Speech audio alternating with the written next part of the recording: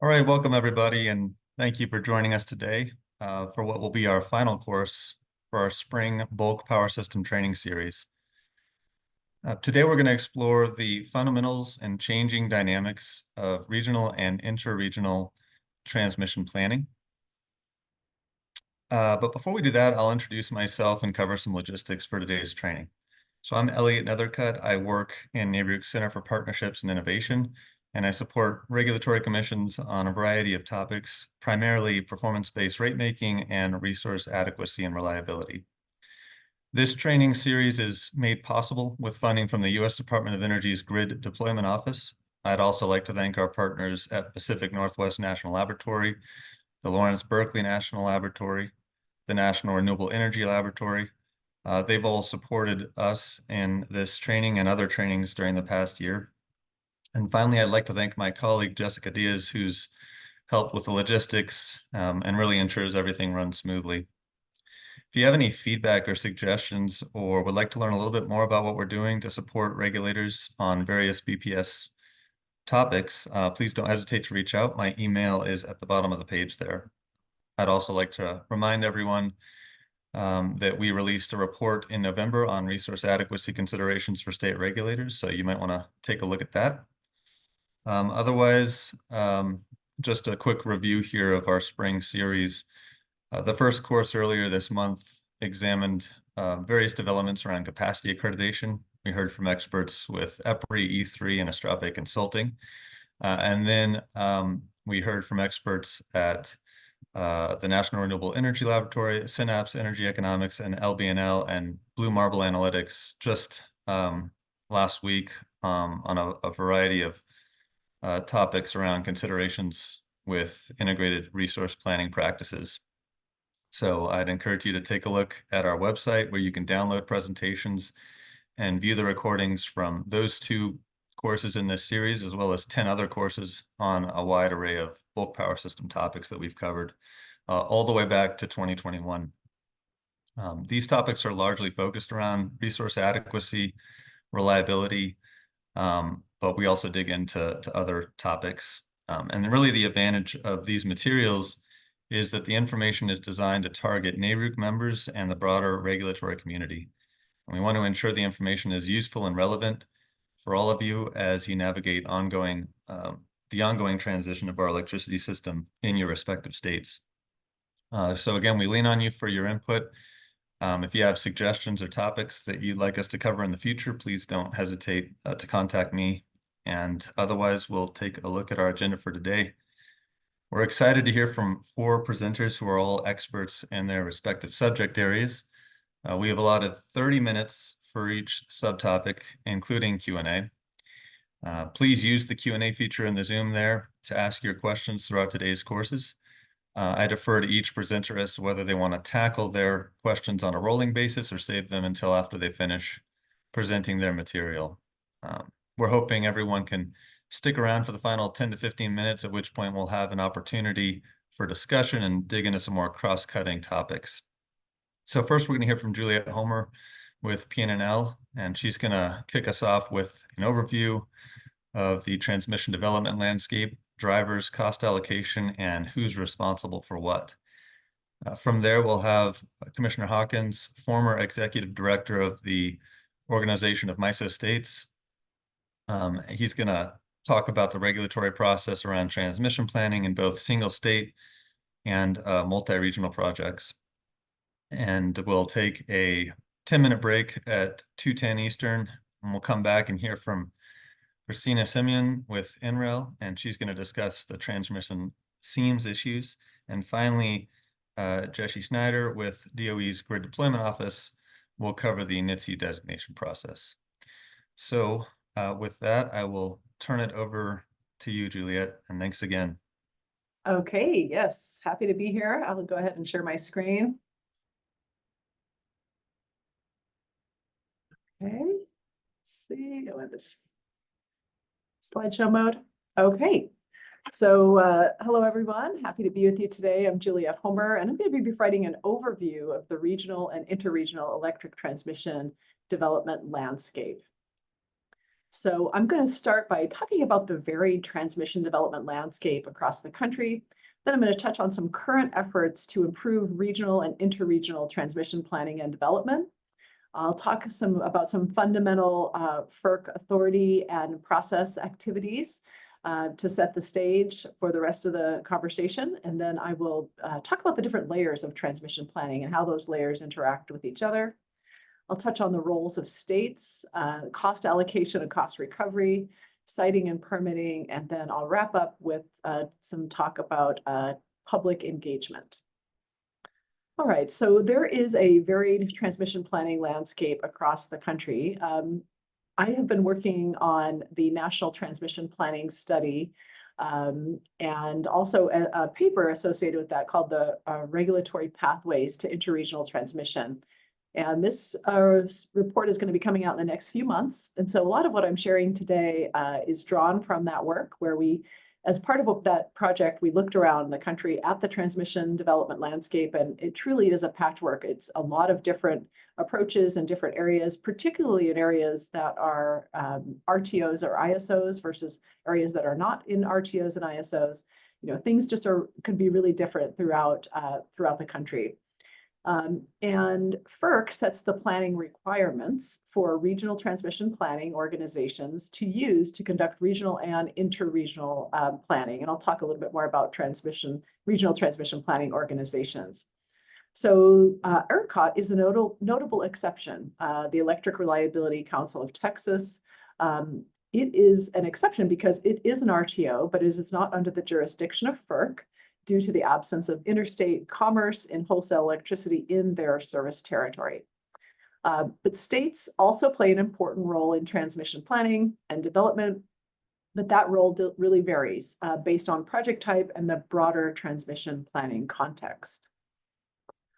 All right, so there are a number of current efforts. This is a hot topic. There are a number of things happening right now that address regional and interregional planning and development. First, there are a number of FERC activities that are happening. So we had Order 2023 recently released that looked at streamlining the interconnection studies. Of course, there's the NOPR that we're expecting to hear back on from FERC very soon that addresses regional transmission planning, cost allocation, and generator interconnection. There is the joint federal state task force between FERC and NARUC. As well, there's been some FERC staff workshop on interregional transfer capability requirements. There are also a number of DOE offerings outside of the FERC offerings, studies and programs at DOE. And these include the transmission siting and finance programs. And this is a program that's being administered by DOE's Grid Deployment Office. And it is a $760 million investment through the Inflation Reduction Act that's looking to address permitting challenges that slow transmission development. There's the National Transmission Planning Study that I've been involved with, and maybe some of you have also been involved with. And we're working on the final reports for that study now. Probably should be released the full reports will be released in late summer, early fall. There's also the National Transmission Needs Study, which is separate from the National Transmission Planning Study. And Jesse may touch on that later in today's training series. There's also offshore wind studies that DOE is supporting for both the Eastern and Western United States. There's also the Northeast States Collaborative on Interregional Transmission, where a group of states in the Northeast got together, and they're together looking to explore interregional transmission options with the support of DOE. There's a requirement for NERC to look at interregional transfer capability. A group of Western states is also coming together to look at transmission expansion through the Western Transmission Expansion Coalition. And then there's the Federal Power Act Section 216 Federal Siting Authority, and there's also been some progress and movement in that front. So a lot of things happening, kind of a dynamic and important space. So starting at the very basics, you know, RTOs and ISOs are a key part of this, and they serve many functions. RTOs are regional transmission organizations, and ISOs are independent system operators. And an RTO ISO manages the electric grid in its service territory, and it also manages the flow of electricity between neighboring regions. And Christina will talk more about this. RTOs and ISOs also design and administer energy at other markets. RTOs and ISOs operate their transmission systems and regional markets independent of the utilities and generators that use the grid. And RTOs and ISOs also serve as regional transmission planning organizations with responsibility under FERC Order 1000, and I'll talk a little bit more about that. RTOs and ISOs also perform regional and interregional planning, cost allocation, and cost recovery under the oversight of FERC. So some fundamental FERC actions or authorities here. First, we have the Federal Power Act that designates that FERC is responsible for regulating interstate transmission and wholesale electricity rates in interstate commerce. FERC Order 888 from 1996 implemented open access to transmission facilities and established minimum transmission planning requirements. Then in 2007, FERC Order 890 required coordinated regional transmission planning around 9 key planning principles. And then we have FERC Order 1000, and this required the development of regional transmission plans and promoted interregional transmission by requiring interregional coordination. So in this, regions must coordinate and determine if interregional transmission projects could more efficiently or cost effectively meet regional transmission needs. And regions must develop common cost allocation methods that meet FERC's interregional cost allocation principles. So this is the map of the FERC Order 1000 planning regions. And you can see here that some of these are RTOs and ISOs. We've got California ISO, we've got MISO, we've got New York ISO, PJM. So these are FERC designated, FERC Order 1000 designated planning, transmission planning regions. But in areas that are not under RTOs and ISOs, they also have these regional organizations. We have Northern Grid up here in the Pacific Northwest and West Connect. So each FERC Order 1000 regional transmission planning organization has a specific interregional transmission planning process to comply with FERC requirements. And then these coordination plans, process plans are submitted to FERC for approval. All right, so I think it's helpful to think about transmission planning occurring in layers. At the first layer, you have the local transmission projects that involve typically lower voltage projects solely within a public utility service territory. And probably with a lot of things I'll talk about today, there are going to be maybe exceptions to the rules that I'm describing or the things that I'm describing, but I think in general, these are helpful ways to think about things. So, you have local transmission projects that serve a need within a public utility service territory. And each utility conducts its local system reliability studies, often to meet NERC reliability standards and other criteria.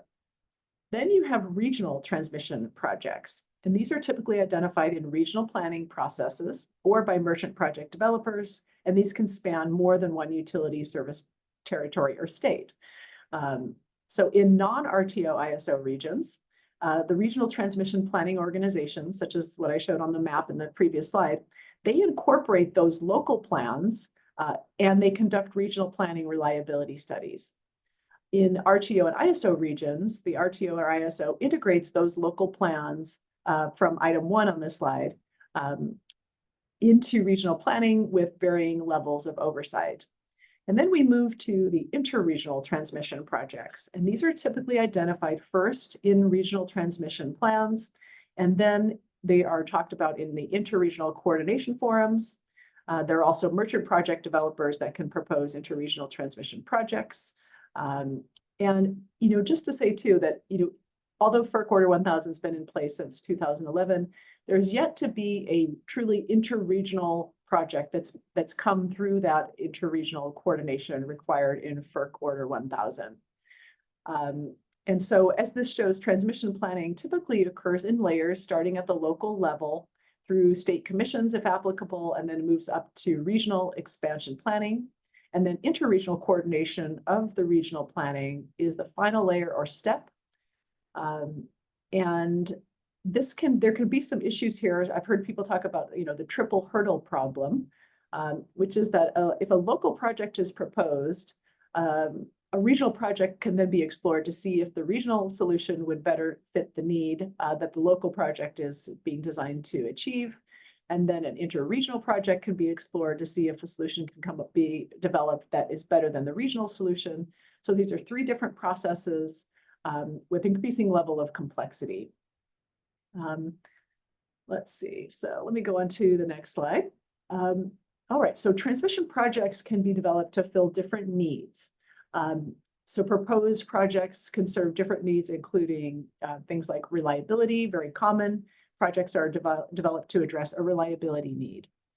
There are also economic projects that are developed to increase the efficiency of the existing transmission system by addressing issues such as congestion or resource integration. Then we have public policy projects that meet legal or regulatory requirements at the federal, state, or local level. And then multi-driver or multi-value projects that address more than one need. So projects are often reliability driven. You are seeing more public policy driven projects. And I think an interesting one here is one that's being developed in New Jersey with PJM and an agreement called a standard agreements approach, a special agreements approach. I think I'm getting that name wrong, but something like that. But in this case, New Jersey has goals around offshore wind. They have policy goals, and so they worked with PJM to include a project in the regional plan that addresses this policy goal of being able to bring this offshore wind into the system. And then you're going to hear from Marcus probably about the MISO projects, and those are multi-value projects. Okay, so depending on the regulatory structures, public utility commissions can play a significant role in planning and cost recovery of transmission investments, but this can vary quite a bit across the country. So where a utility is not a part of an RTO or ISO, the state level Public Utility Commission often oversees the planning and resource development activities for generation, distribution, and transmission of electricity service. PUCs, however, do not regulate regional or interregional transmission tariffs. States regulate retail rates. States regulate retail rates charged to end-use customers, which include determinations of cost recovery and return on equity for state investor-owned utilities, but not the transmission part of the tariff. And most state commissions do require some long-term planning, including in some states integrated resource plans, which is a longer-term look at needs for both generation and transmission. All right, so states' PUC authority over cost allocation and recovery in RTO and ISO states is not uniform. So state-level rules will determine whether a state has more or less shared authority with FERC and the RTOs and ISOs in transmission planning and development. Some states may have rules that deem that FERC-approved rates are prudent, where other states may require separate state-level prudence reviews. And projects that span multiple utility service territories or states can be more complicated because the cost allocation and recovery process is more complex. And in general, as we were developing this paper, we really found that indeed there are a number of open questions still about state versus federal authority for transmission development. And there are a few pending court cases that address issues around state versus federal authority. All right, so cost allocation and cost recovery are critical issues in transmission and development. As we were working on our paper, the regulatory pathways paper for interregional transmission, we talked to some developers, and I remember one of them said, there are three most important things when it comes to really developing these really large interregional lines, and that's cost recovery, cost recovery, cost recovery. So super important issue. Transmission planning organizations tend to favor solutions with clear and well-established precedents for cost recovery.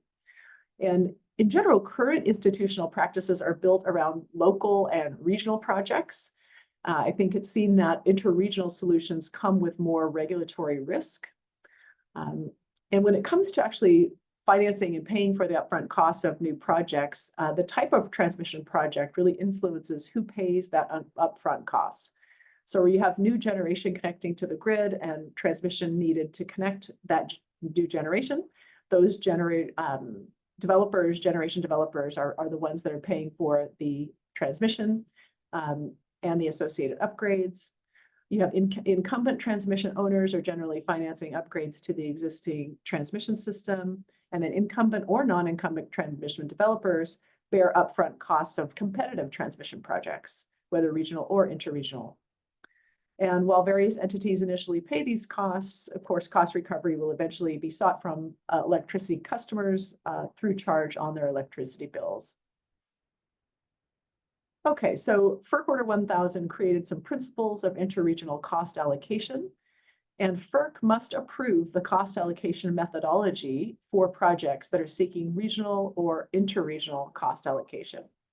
So I'm not going to go through all of these, but I'll touch on maybe 1 and 5 here. So some of the FERC's principles of cost allocation include that the costs of interregional transmission facilities should be commensurate with the benefits experienced by different regions. And I think 5 is also interesting, that cost allocation methods and data requirements must be transparent with adequate documentation to allow interested parties to determine how they were applied. And if you're interested in these, you can look at the others as well. All right, so some common cost allocation methods that are used in transmission development include license plate approaches, where each utility recovers its own transmission costs in its service territory. These are often used for reliability or public utilities local projects. So that in this case, the utility is just recovering the costs for transmission in its territory. You also have postage stamp, also called load ratio share. And in these cases, costs are uniformly assigned based on load served. There's also direct assignment of costs to interconnection generators, or merchant cost recovery, where developers recover costs through negotiated rates with customers outside of regulated tariffs. These are more common in HVDC lines. All right, so more about formula rates. Formula rates are applied by FERC for most regional planning projects identified through regional transmission expansion planning. And formula rates are designed to determine a utility's cost of providing transmission service, which is then used to set the rate. And the formula rate process usually begins with a rate case, where FERC determines the cost of service formula for the utility. And then subsequently, the utility recalculates its rates annually using the approved formula, and then provides updated data and documentation back to FERC. And this is an example of a formula rate equation here. So there are different cost recovery models for different types of projects. So for local projects, RTOs and ISOs usually include those in the regional plans that are filed with FERC. And then a lot of times FERC can presume that those associated rates are going to be prudent unless otherwise contested, and then formula rates are commonly applied. So for regional project, once FERC accepts a regional plan, the cost recovery, again, can often occur through FERC formula rates. But outside of RTO or ISO transmission planning regions, there may not be a formula rate in place. And in those cases, there'll be a lengthier rate setting process required at FERC. So for interregional projects, those projects are identified, as I mentioned, in the regional transmission planning process and in the regional transmission plans. And there are also interregional coordination forums that I'll talk about in a little bit. And those projects then may qualify for interregional cost allocation. And as I said before, each region must accept the interregional cost allocation according to mutually agreed upon methodology. And because there may not be a formula rate between the RTOs and ISOs, again, these would also be subject to a more detailed rate proceeding.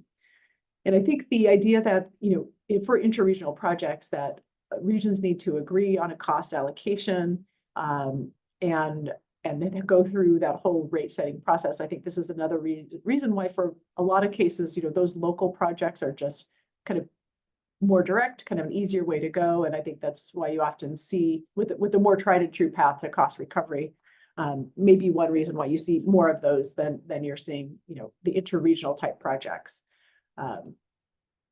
Okay, so this is just an excellent resource that I came across that I wanted to share with you all.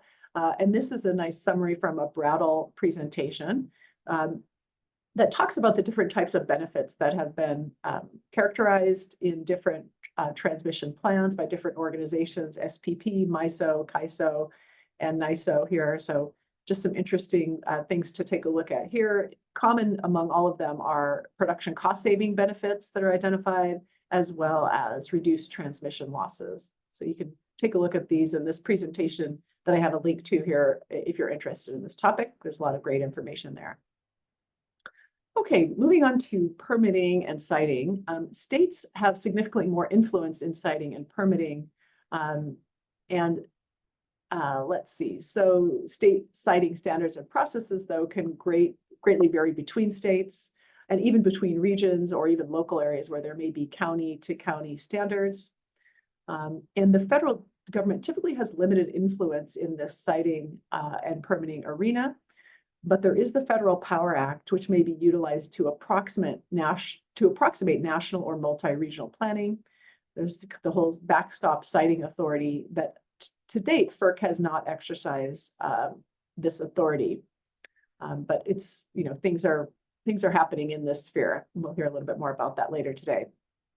And there's also eminent domain, the ability of the government to seize property for a public use with appropriate compensation. And this may be used to grant access to private lands if developers and landowners do not reach agreement.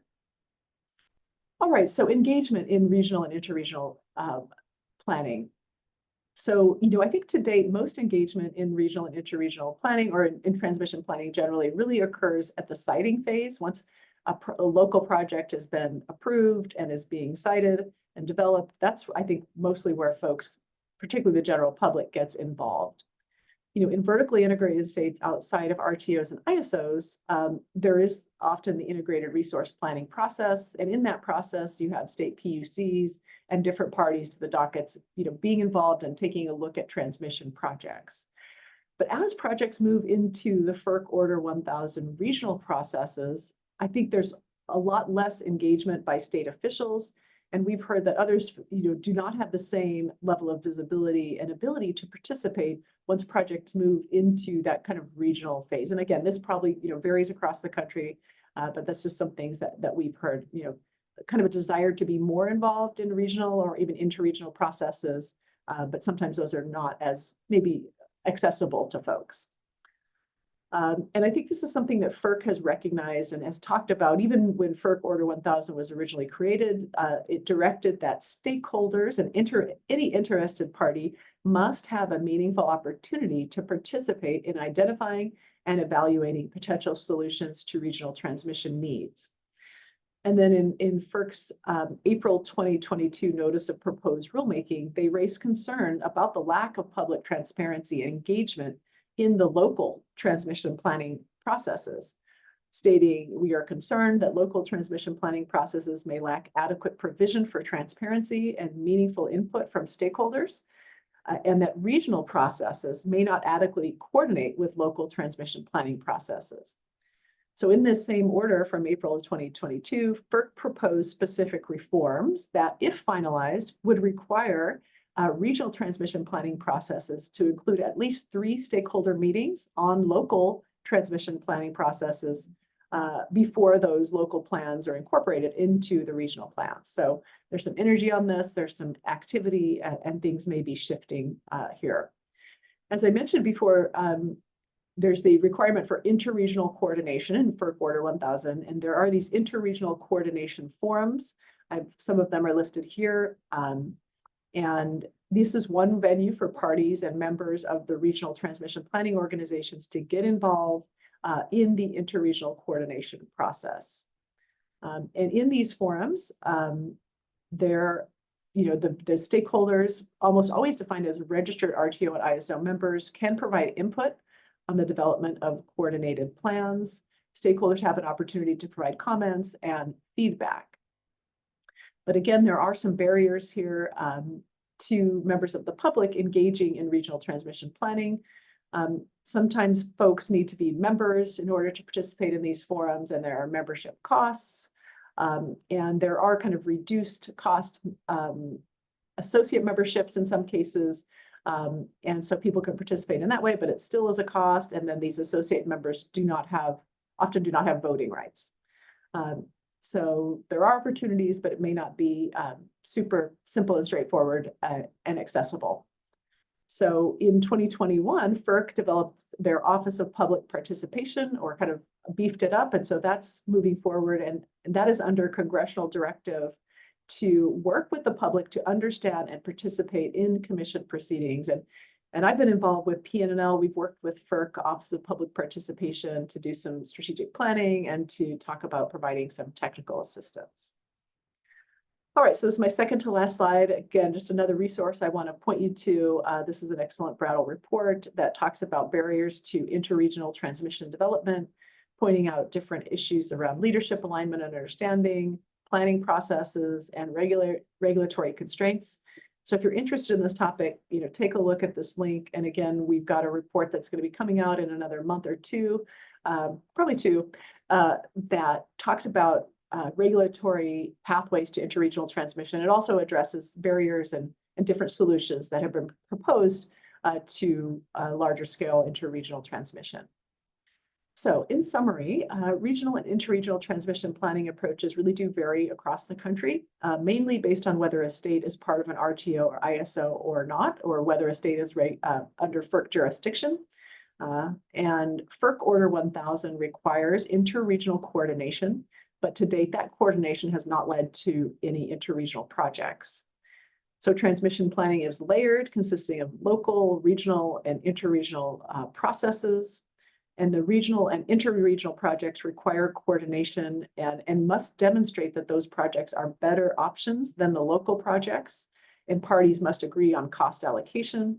And I think this has been a barrier to some projects moving forward because of the coordination and agreement required between a number of different parties and locations. And then, as I said, there are opportunities for engagement in regional and interregional forums, but barriers exist to broad participation, but I think those are being addressed in a number of different ways. So hopefully that provided a good background for you on some of the issues that you'll be hearing a little bit more about in the other presentations today. So that's it for me, and I'm happy to take questions if there are any.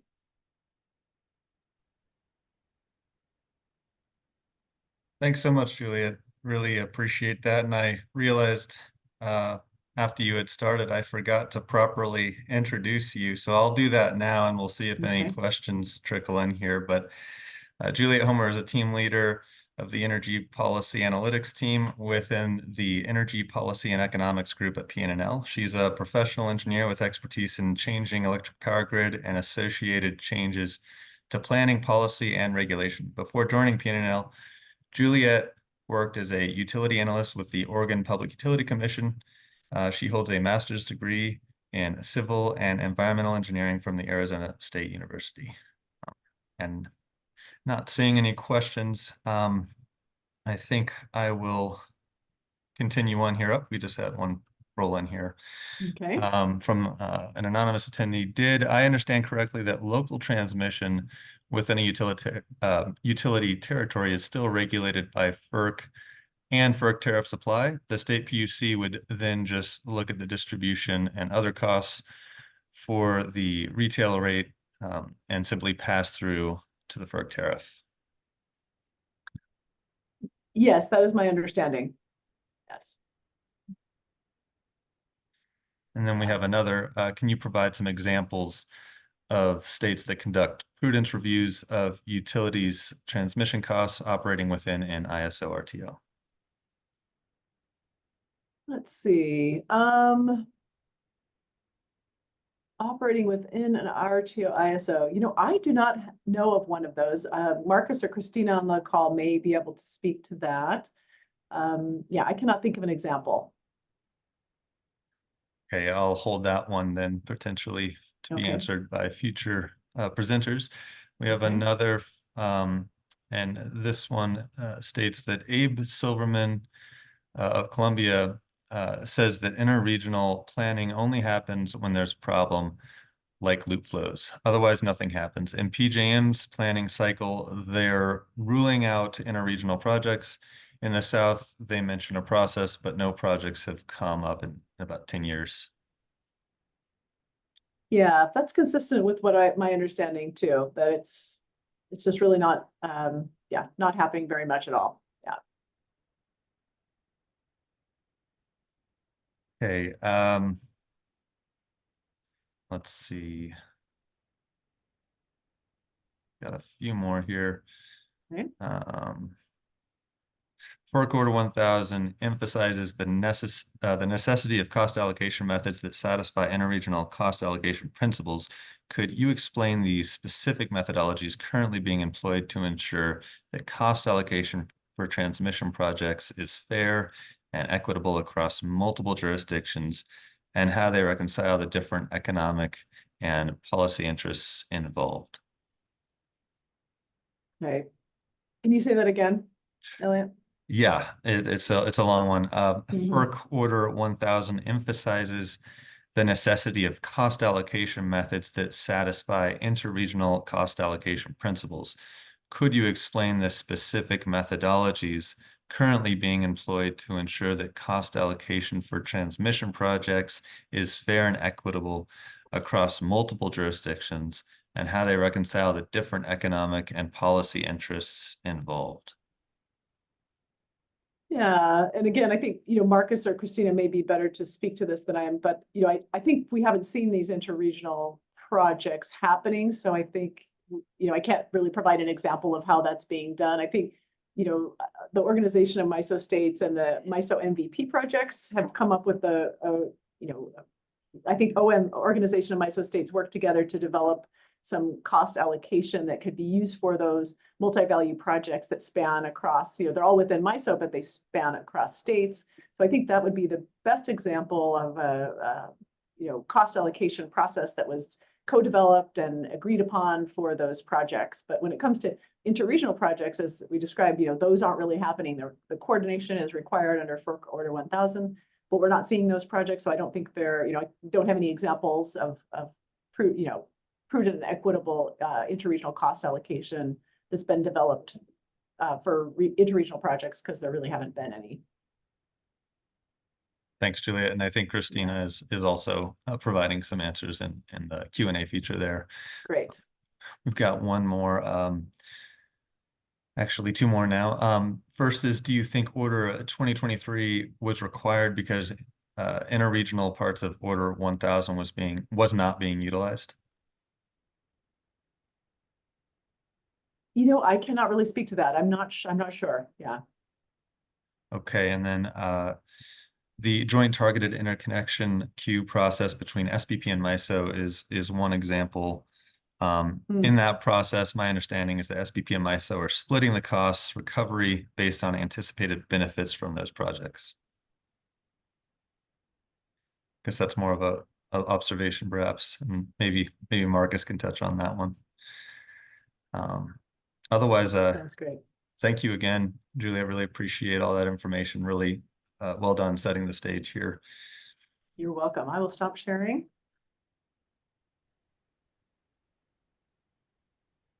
Okay. Great. And next we'll go ahead and move to, now I can say Commissioner Hawkins. So Marcus Hawkins was appointed by Governor Tony Evers to serve as commissioner on the Wisconsin Public Service Commission on April 8th, 2024. Prior to joining the PSC, Marcus was the executive director of the Organization of MISO States, or OMS, a regional association of state utility commissioners where he represented state interests before the regional grid operator and the Federal Energy Regulatory Commission. Marcus spent much of his time at OMS engaged in MISO's regional transmission planning process, including the coordination of state input, oversight, and cost allocation discussions for regional and local transmission planning. Marcus holds a bachelor's degree in nuclear engineering and a master's degree in mechanical engineering from the University of Wisconsin in Madison, where he also earned certificates in technical communication and energy analysis and policy. Commissioner, thanks for joining us today. I'll turn it to you. Thanks for having me, Elliot. Can you hear me okay? Yep, loud and clear. All right, still getting used to the new state IT and computer system. So really looking forward to building off of what Juliet was talking about. I thought that presentation was excellent in covering a lot of the big picture concepts related to transmission planning and some of the challenges. And I can answer some of those questions that were just brought up, but I'll probably save that till later on in the presentation. So I know Elliot can keep me honest and circle back on those. Let me click forward here. So Juliet talked about this, the different types of transmission planning. I'm gonna summarize that in my own way first, and then dig in on how the states actually participate in those processes, how that's varied between single state and multi-state RTOs, and then state involvement in cost allocation as well. And I will close things out with just some highlights on latest activity in both planning processes and then oversight of transmission costs. Juliet mentioned the focus by FERC on local transmission planning, and OMS was certainly involved in that. And so I can sort of speak to what's been happening there. The types of transmission planning, there's the two big components. Juliet had four, and I think, the MISO process has even more than that, but I like to think about it in just two big buckets. There's local and there's regional. You can think of local planning as really everything that a local transmission owner has purview over. A lot of times these projects are just submitted by the local transmission owners into RTO planning processes for the RTOs to study them. I say it's the RTOs study all the transmission owner systems stitched together. And so whenever a TO is trying to make a change to their system, they have to provide that to the RTO. Sometimes the RTOs do a reliability check or a no harm test to make sure that those projects all work well together. But most of the control is held at the local single transmission owner level. And likewise, then all the cost allocation, it remains within that transmission owner's territory, which tends to make these projects non-controversial and typically justified by load growth or reliability needs, that sort of thing. So that said, it is the largest piece of this pyramid and the bulk of all transmission projects that are approved every year at or through RTO planning processes. So if you want to scrutinize the spend on transmission, you do have to get into the local planning process and understand how that process works. On the top of the pyramid here is the regional planning. It's the top-down portion where multiple transmission owner zones are implicated. And so it's really a centralized planning process that utilizes assumptions or agreed upon metrics that are housed in the tariffs of RTOs. And so I'll talk about some of the examples of regional planning later in the process, but a lot of times regional planning is harder to accomplish because it involves more complex cost allocation, sharing between different transmission owners. It also can entail things like estimates of economic benefits and enablement of public policy, and all of those things can be challenging to plan for, and I'll talk about why that is. On the top-down transmission planning, so that regional planning, you really are looking out at a longer planning horizon. So you can see here it's in the 20+ year timeline, and so there are a lot more assumptions that are required when you're looking out on that order of time. And so things change quite a bit over 2 decades. And so you need to have a lot of buy-in on what those future scenarios look like that you are modeling when you're assessing potential projects.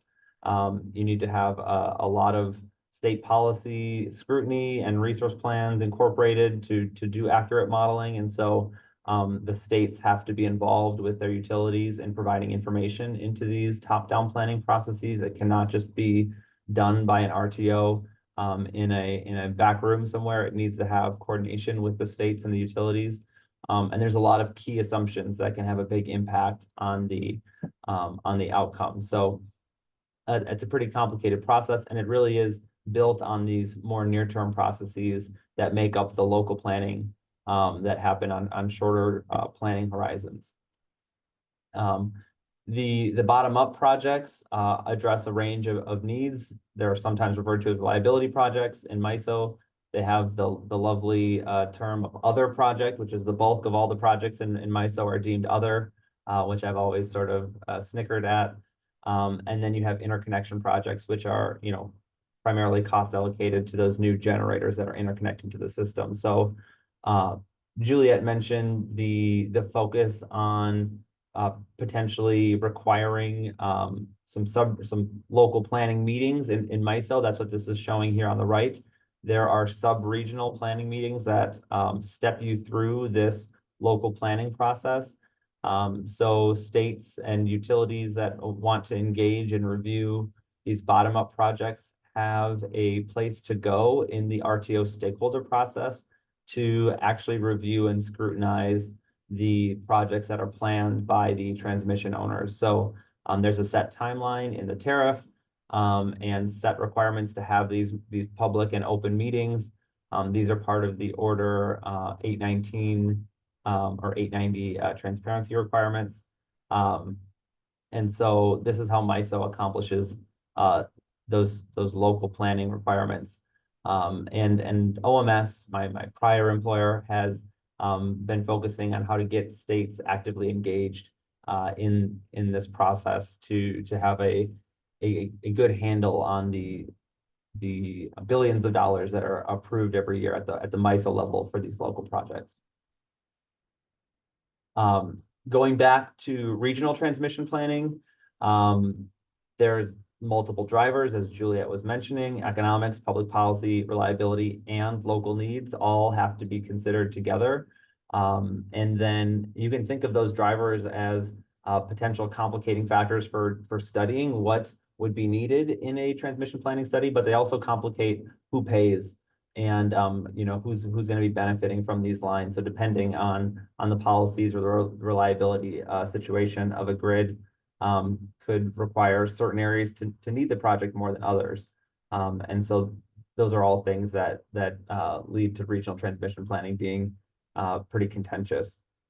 You also have to look far into the future and make assumptions, as I was mentioning earlier. One way to get buy-in and confidence in this type of process is to use scenario planning.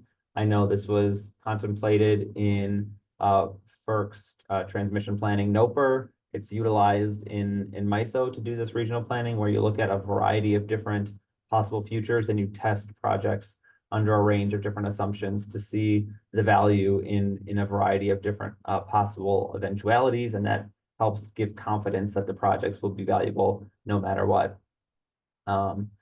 It's important to know that there are consequences to doing transmission planning poorly.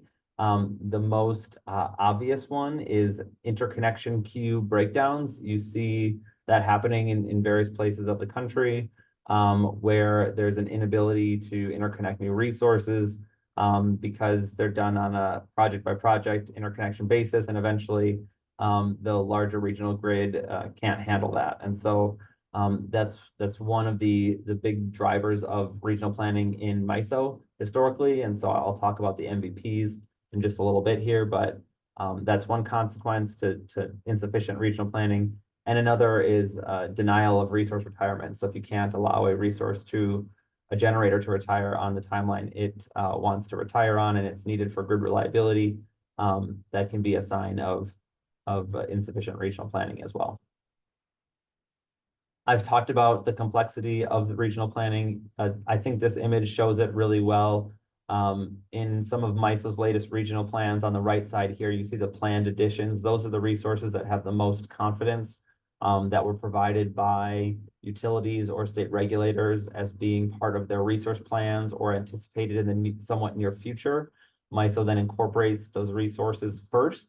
And then when you're doing a 20-year planning horizon, you need to build in a bunch of other resources as well to account for retirements and future load growth and things like that. So you need to rely on an expansion model with its own set of assumptions to get a realistic future resource mix to model in your transmission planning study. So this is something that in the stakeholder process at MISO, the state regulators are actively involved in, and stakeholders and the states and the utilities can fight about these assumptions for months and months and months. And so it's a really challenging process.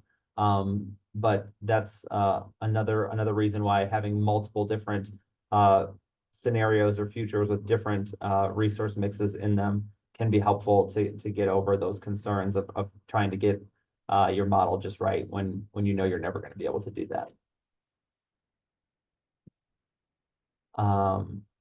different project categories have different cost allocations. So I mentioned this, the bottom-up projects are typically allocated in those local zones, and the costs stay in that transmission owner area. The top-down or regional projects can be allocated over a more broad region. In MISO, that's typically a postage stamp throughout a large region or sub-region. And some projects can be allocated based on where economic benefits are anticipated to flow. There are plenty of tensions between RTOs and state entities as it relates to transmission planning. So I mentioned some of those signs of regional planning not occurring fast enough. That leads to tensions if a state or their utility needs to interconnect a new resource to follow an approved resource plan, but the interconnection queue is bogged down. That could lead to resource adequacy challenges or additional costs that a state regulator then has to assign to their customers that is tied to having multiple resources on when they're trying to interconnect a new one. So that's something that states and RTOs need to work together on.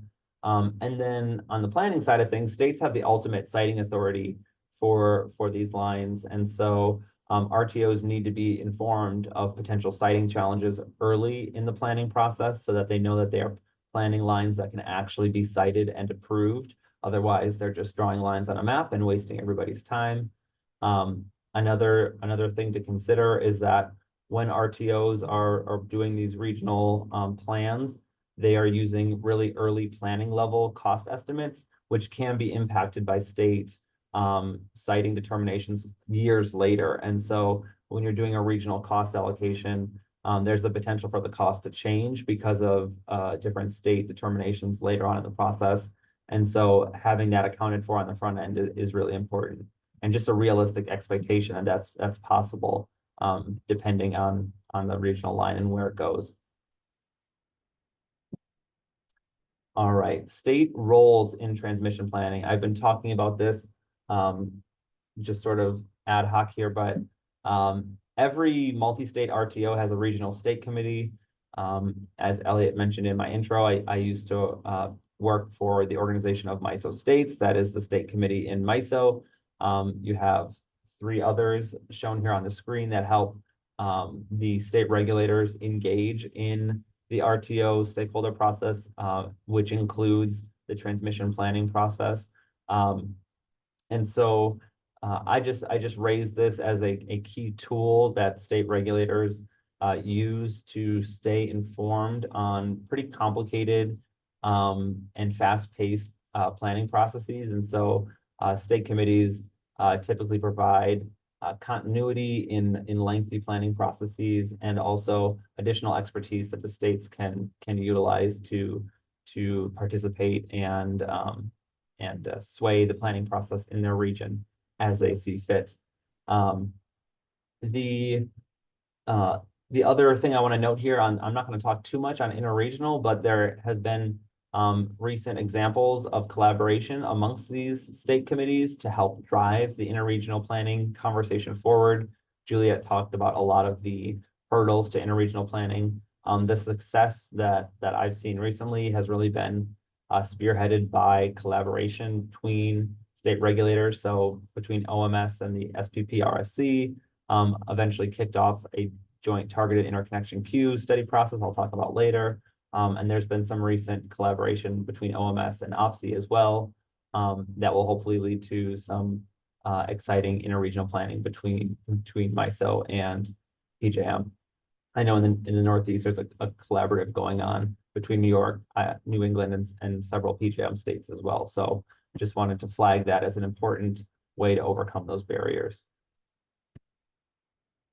So there's a lot of challenges for states in planning, and especially in planning together. So one of those challenges is that commissions can't prejudge a project before it comes to them for siting approval. So when a state regulator is participating in an RTO process, I like to think of it as they're just trying to provide as much information as possible to ensure that the RTO is doing good planning and well-informed planning.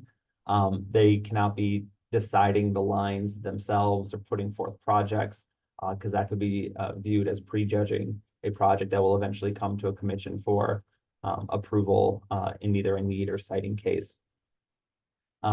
Another big challenge is that when you're doing regional planning, states often have diverging state policies. So when you're doing something that has multiple drivers, you're looking at state policies mixed with economics, mixed with reliability.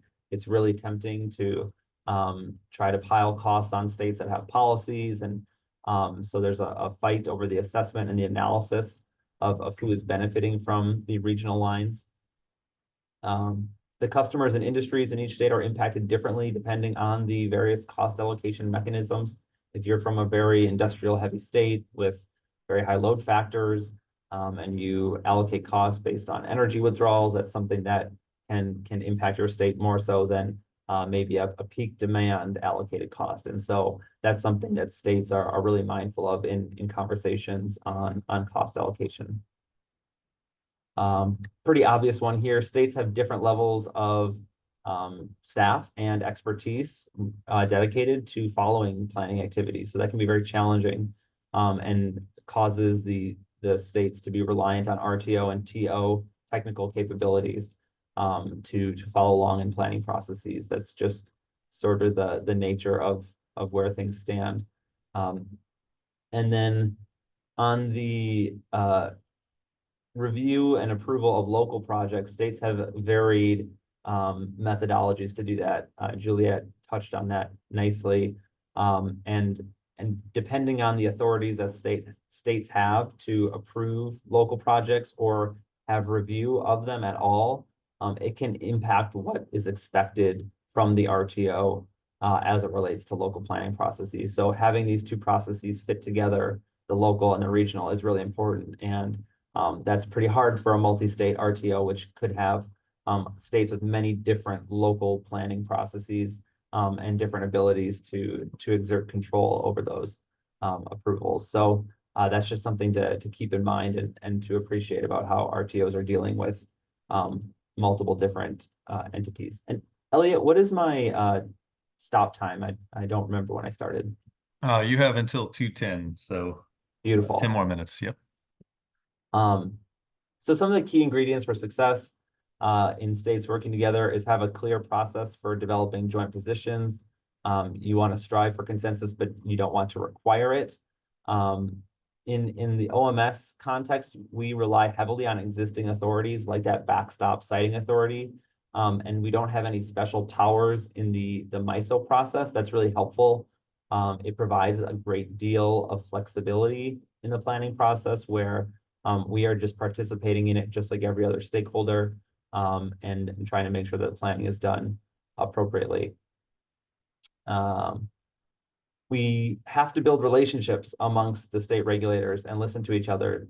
In MISO, we've found success when we've been able to clearly communicate state priorities and concerns, and having strong relationships built amongst the regulators builds trust and builds an ability to fully understand the different needs and drivers behind transmission planning.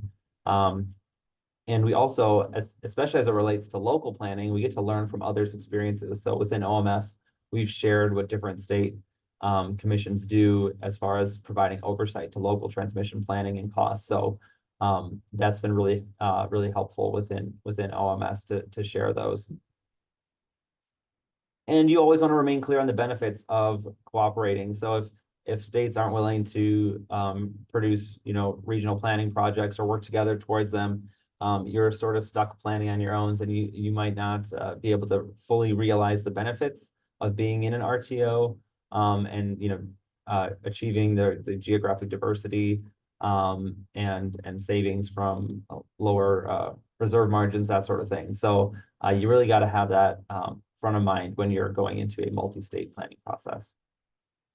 I want to highlight the single state RTO example, something I'm certainly envious of after years of working with 15 states, the province of Manitoba, and the city of New Orleans on transmission planning.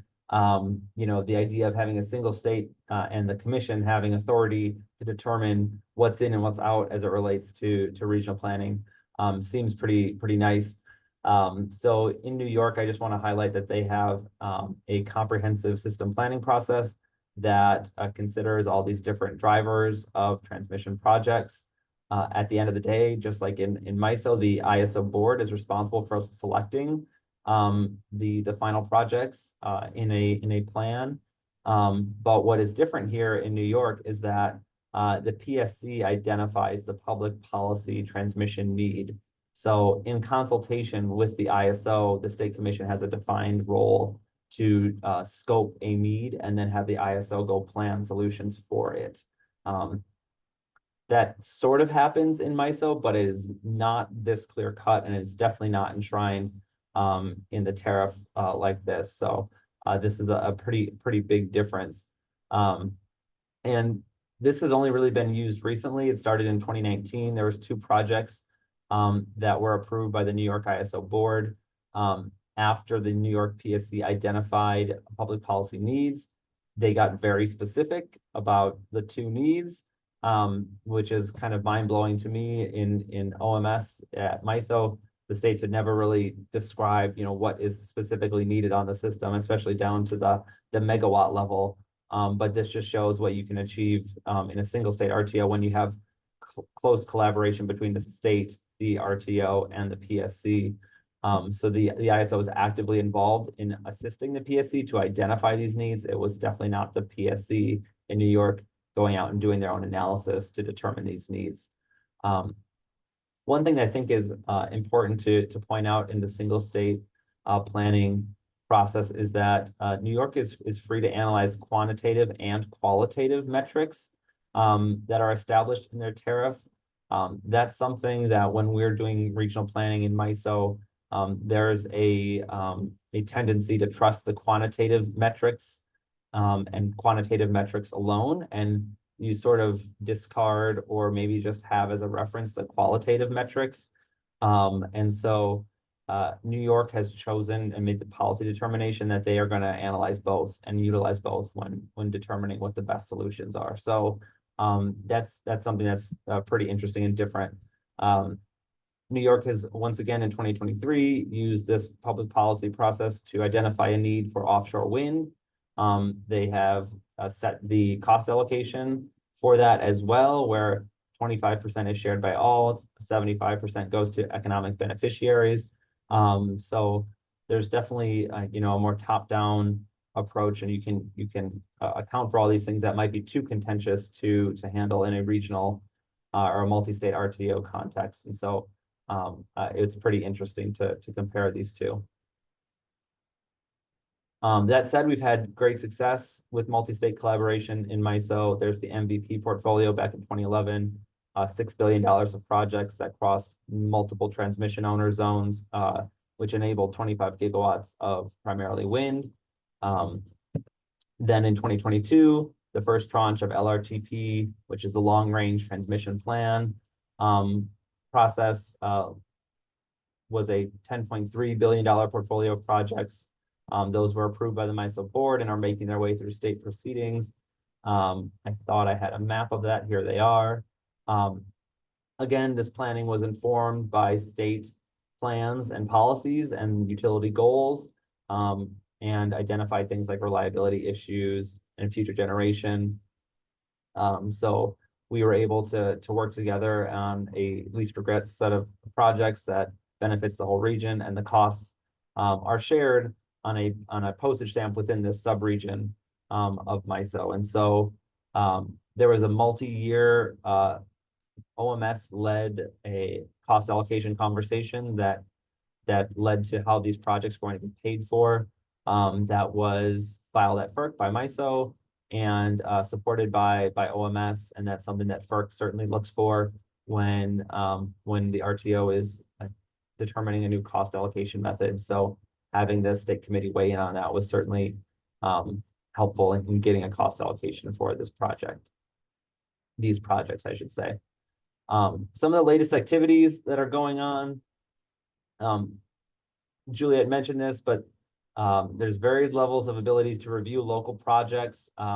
Those formula rates that she was talking about that apply to local projects sort of allow for some projects just to flow costs through with potentially limited oversight at the RTO or the state level. And so states are really interested in ensuring there's no gap in the oversight of local transmission projects. So you can think of all these transmission owner areas, depending on the state, they might have a robust way of reviewing them. Most do not. And so going in and participating at that RTO, that sub-regional process that I was showing earlier, is really critical in making sure that there's appropriate scrutiny on local projects. To help do this, MISO has developed a tool recently that increases transparency. And so this is an example of all the projects that are currently being planned for Minnesota. You can see them by project type. You can click on them. You can zoom in and see the alternatives that are considered in a really nice way. This used to be a very giant spreadsheet that was really hard for regulators to sift through and understand what was happening in their region. So this is a really positive step to allow states to dig in on projects and understand the costs that will eventually be flowing through to their customers in their states. And just to highlight, these local projects are everything that is not yellow. So you can see, every year in MISO, there's about $4 billion or more of local projects. Occasionally you have the MVP portfolio back in 2011 or the LRTP Tranche 1 portfolio, which is billions of dollars by itself, but every year there's a lot of money being spent on local projects. And so that's why there's interest in that process. I want to hit on some of the interregional success. I saw in the Q&A or the comment earlier that interregional planning only happens when something is broken. I will certainly agree with that. That was the case here in the interregional planning between MISO and SPP. The interconnection queues in this part of the country, a very large part of the country, basically ground to a halt. State regulators were very critical in starting this process and urging the RTOs to work together to address the standstill in the interconnection queue, and in particular, the affected system study process. So now we have a $1.5-ish billion portfolio of projects that is intended to enable the interconnection of around 30 gigawatts of renewables or resources in this area. So it's a pretty good success story. It's still in the final stages. And states have also been actively involved in the cost allocation conversations for those lines. There's another round of LRTP projects being planned. I am running out of time, so I will not talk about that. But happy to take any questions, and sorry if I went a little bit over. That was really great. Appreciate it so much. And I think we are sort of at time, but I think we can at least maybe tackle one of these that came in earlier. I don't know if you could speak to the question about the joint targeted interconnection queue process between SPP and MISO. They said, as one example in this process, my understanding is that SPP and MISO are splitting the cost recovery based on anticipated benefits. Yeah, they're not. The costs are being assigned to generators. So there is some split for a temporary payment of load before the generators interconnect to actually pay for the projects. But that's really in the weeds. Part of that novel cost allocation is that 100% of the cost of those lines are being assigned to interconnecting generators. And it's kind of like a build it, and then once the generators get identified, they pay for it over time. So load has to pay up front. And it's a really complicated new thing, but I'm encouraged that the RTOs are working together to devise that. I do remember also there was a question about how do you ensure interregional cost allocation is fair and applying to the right beneficiaries, and Juliet is right. There hasn't been any actual like interregional projects that have occurred, but I do know in the tariffs, MISO and SPP, for example, are responsible for assigning costs within their regions, and they have a joint operating agreement that describes how the costs are shared between the two regions. So to ensure that costs flow fairly within MISO, the MISO tariff is responsible for showing how those costs flow.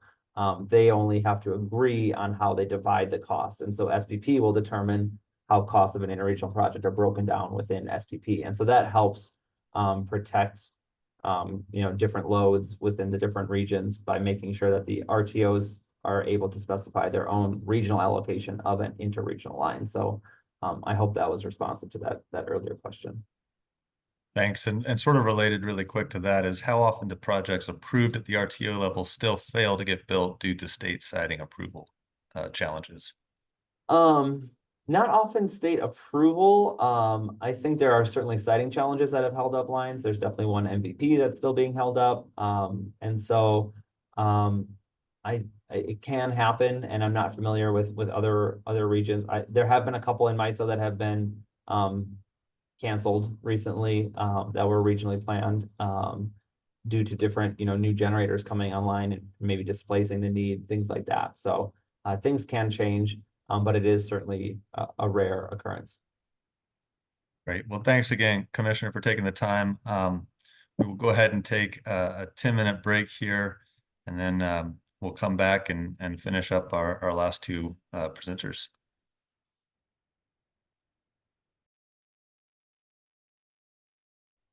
All right, we are back. We have our next presentation, Understanding the Transmission Seams Issues. We'll be hearing from Christina Simeone. She is a senior transmission planner in the Grid Planning and Analysis Center at the National Renewable Energy Laboratory.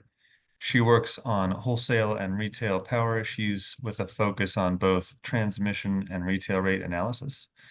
Recent NREL projects include research to support national transmission planning study and analysis of low-income affordability and equity strategies for the Los Angeles 100% Clean Energy Initiative.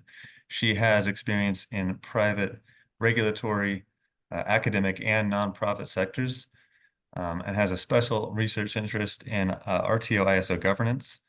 And she's a proud graduate of NARUC Street School. So, Christina, take it away. Hi, how is everybody doing today? I'm going to talk to you a little bit about transmission seams issues. Again, I'm Christina Simeone. Didn't talk about education like some of the other attendees, but I have a PhD in energy systems from the Colorado School of Mines and a bachelor's in economics and a master's in environmental studies. So a little bit of everything.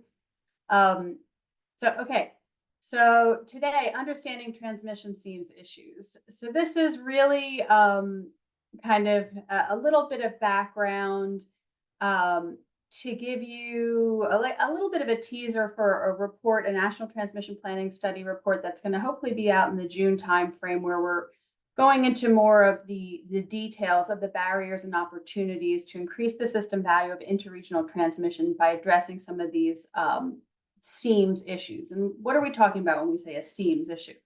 So we're talking about interconnections between neighboring transmission systems. So you could say interties, for example. And this could happen between RTOs, RTOs to non-market areas, which I call hybrid areas in this report, or from non-market to non-market areas. And these seams issues are like a wide variety of barriers to sharing or trading between systems. For example, due to market rules and procedures. And I'm going to provide like a very general overview of some of these issues. But why should you care about seams issues and interregional transmission, or transmission that crosses these seams? Well, properly operating interregional transmission capabilities can help customers avoid capital costs or operating costs. They can contribute to reliability and resiliency through all of these different metrics, sometimes calculated through production cost models or adjusted production cost models. But there are customer savings and market savings to be had through efficient operation of interregional transmission, among other benefits. And what are we talking about here? For example, there's emergency sharing, which is in the operational horizon, and often neighboring systems have agreements in place that dictate the prices, terms, and conditions for emergency sharing of energy resources. For example, sharing energy with a neighbor, as long as it doesn't detrimentally impact your own system. Or there's economic trading, which again, in the operational horizon, ideally where any surplus low-priced power could flow between systems from the low-priced area to a high-priced area, helping to lower prices in the higher-priced kind of destination area, and that would reduce costs for consumers. And there was a comment in the chat about prices flowing counter to this from lower priced areas or from high priced areas to lower priced areas. And I can talk about that in a little bit. And we also could see sharing and trading on the planning horizon through resource adequacy or relying on external resources to meet planning reserve margin requirements for reliability. So I'm going to go over a few barriers today. One will be market-to-market program inefficiencies. This is inefficiencies through programs meant to facilitate transactions, interchange transactions. There could be barriers in extreme weather scenarios. These are really operational issues. Then external resource adequacy resources. These are kind of like policy design choices. There's also some barriers that are associated with reliance on bilateral trading, which is more a function of the particular market structure. So we'll start with the market-to-market program inefficiencies. So these programs are usually established between markets, so RTO, ISO markets, through joint operating agreements. And there can be joint operating agreements in hybrid areas, RTO to non-market areas. But most of the RTOs have joint operating agreements that establish some of these market-to-market programs. For example, coordinated transaction scheduling or CTS programs, which are meant to facilitate economic trading between markets. So trading based on prices. There's also market-to-market congestion management programs meant to manage congestions on key interconnections called flow gates. So these are kind of interties that have the potential to impact flows on those interties have the potential to impact both systems. So they need to be kind of jointly monitored. And I will go into, I'll give you an example of some of the issues that are associated with coordinated transaction scheduling or CTS programs. So again, these are market-based platforms where market participants can submit bids or offers to import or export power based on price differences between markets. And this really gives market participants the opportunity to profit based on arbitrage opportunities.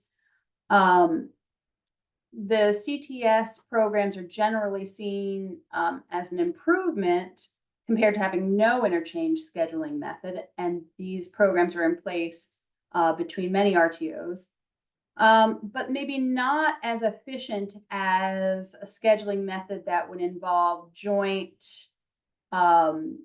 economic dispatch or optimization, which is seen as generally a more efficient mechanism to facilitate trading, but it would also potentially take the kind of arbitrage opportunity or profit opportunity through arbitrage away from market participants and put the RTOs in control of determining what is considered optimal.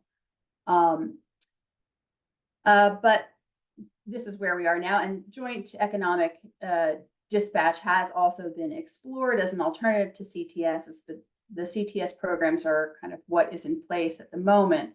And in practice, there are a variety of challenges with these programs, such as high transaction fees, poor price forecasting, and issues associated with reliance on proxy pricing points. So I'll give you an example. The high transaction fees. So this is fees based on, the number of transactions that you may place, import-export fees. And basically what ends up happening is these fees kind of change or reduce the arbitrage opportunity and therefore reduce trading interest. And in general, the areas with higher transaction fees, there's just less volume of trading going on. Poor price forecasting, because these systems are based on arbitrage opportunities. Again, the differences between the two areas. How should I say this? The way in which these programs work is they forecast the expected price difference.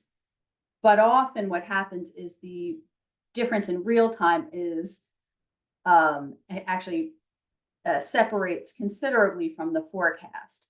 And this is because the real-time prices are extremely volatile. Some of the data that we've seen is between PJM and NISO, I think in 2022, the absolute average real-time price differences could be as much as $115, and that the sign of those dollars, meaning negative or positive, changed 48 times per day. So that's extremely volatile and within a pretty large absolute difference of $115. Between PJM and MISO, for example, in the same year, the absolute difference in dollar values was $97 and the price changed almost 63 times per day. So again, the real-time price volatility is an obstacle to perfect price forecasting, and therefore the traders don't have a lot of reliance on these systems because of the problems with the forecasted prices.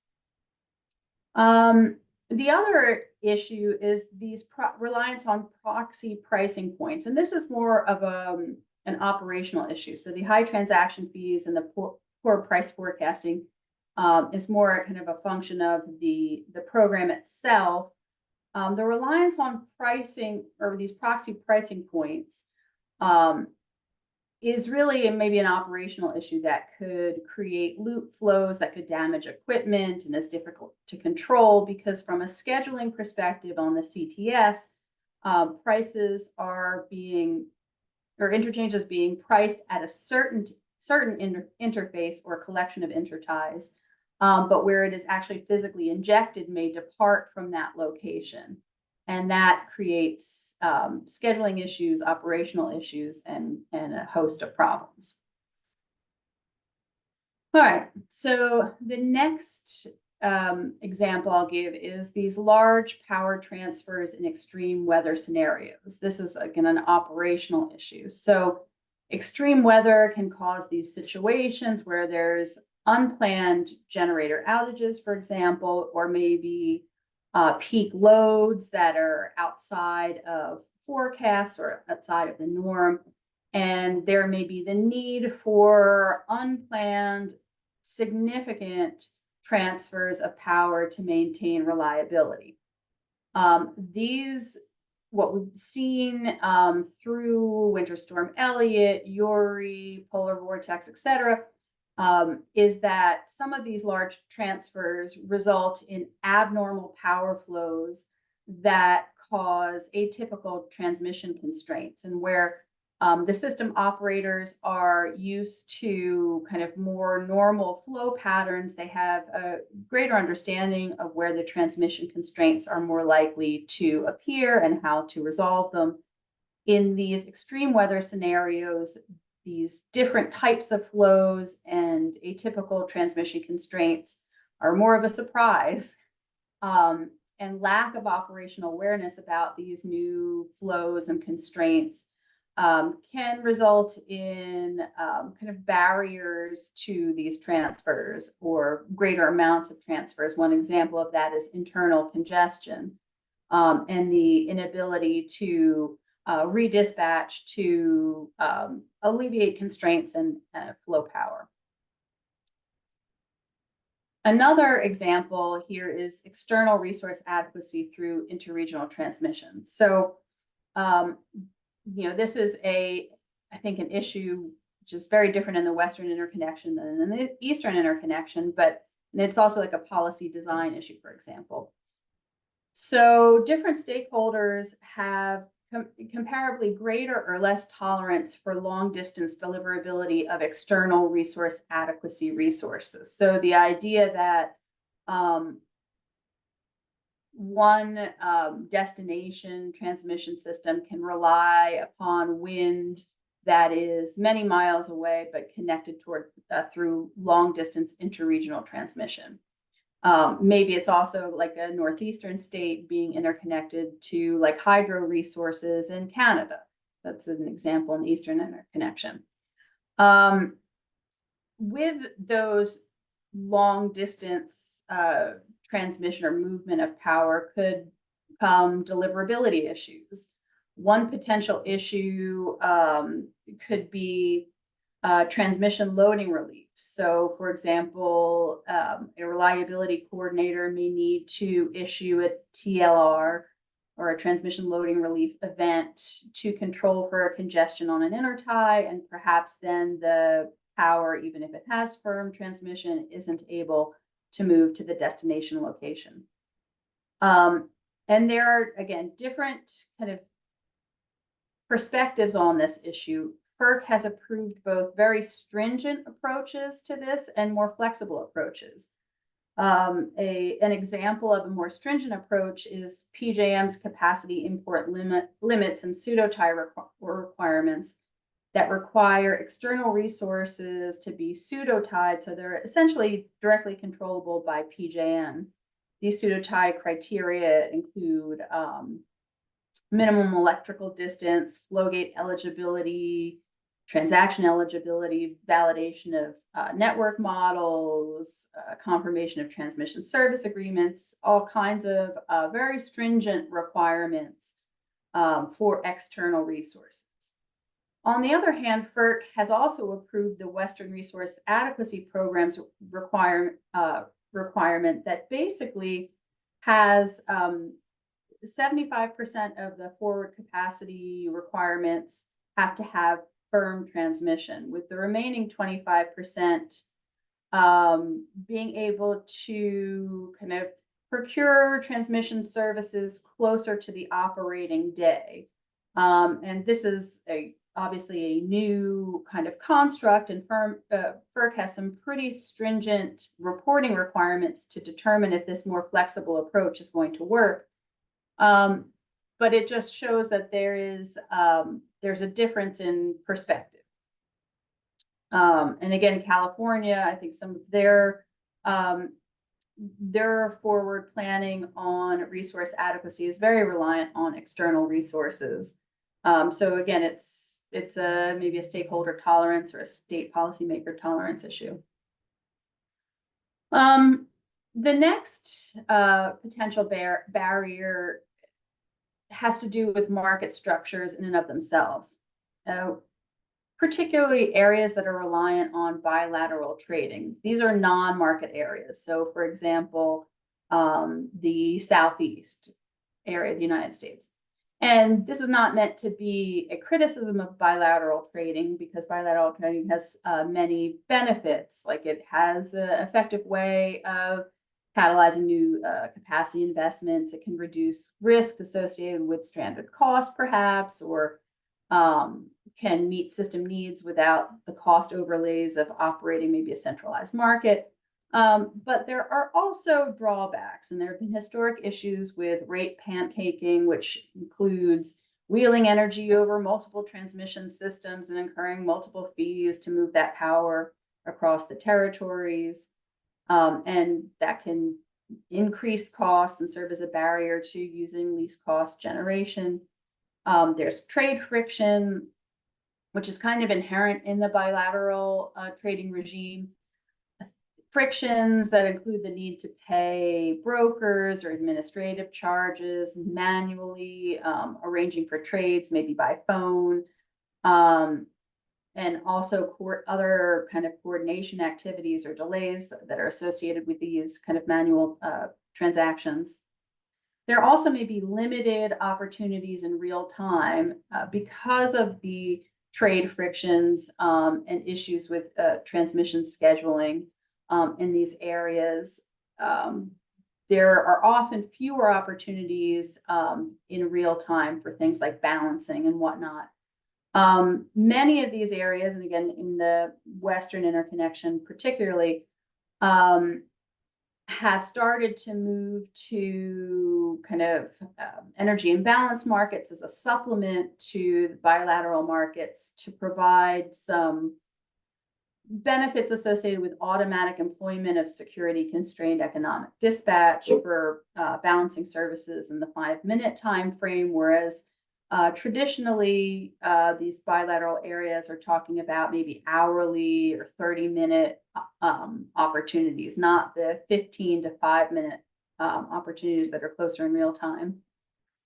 And in general terms, these areas tend to have more expensive kind of resource requirements because there is less trading. There tend to need more generators and other resources to meet the same level of reliability and other grid services because there is no sharing. Now, there can be resource sharing groups or pooling, energy imbalance markets, and RTO ISOs to facilitate sharing over wide geographic areas. But as you increase the level of coordination, you start moving away from strictly bilateral trading to more market-based systems. The other issue in these purely bilateral areas or partially bilateral areas is the lack of transparency to detect issues. Most of the information that we were able to collect for this paper came from RTO ISO market monitoring units. And there was a ton of very rich information about the issues, the benefits, the drawbacks of interchange between systems. You go to the Southeast or areas in the Western interconnection, and there's far less information. And that's lack of transparency can serve as a barrier to detecting broader issues. So I'm not going to go through this very wordy slide, but this gives a flavor of some of the solution options that are included in the report. And I'll just say there are some solutions that may be common to all areas, some solutions that are solution options, I should say, that are kind of targeted towards non-market or these hybrid areas. There's market actions that are really identified by the market monitoring units as ways to, make targeted reforms to some of these market-to-market programs that we discussed. And then there are things that are far more transformative. And we talk about these options in conceptual terms, like having long-range nationwide interregional transmission planning, interconnection-wide interchain or intertie optimization, and some kind of national system operator and planner to coordinate planning and scheduling between seams. Those are very, broad, conceptual, ambitious issues that tend to be very difficult to implement. And I'll just kind of wrap up by some general observations, which are that these issues between seams are technically complicated. In addition to being technically complicated, they involve a host of different stakeholders and difficult stakeholder dynamics where potential solution options have the potential to create winners and losers, and that can be controversial. The forthcoming report that is part of the National Transmission Planning Study portfolio really looks at the past. And we recognize that the changing system needs and characteristics can impact some of these barriers and solutions and may change over time.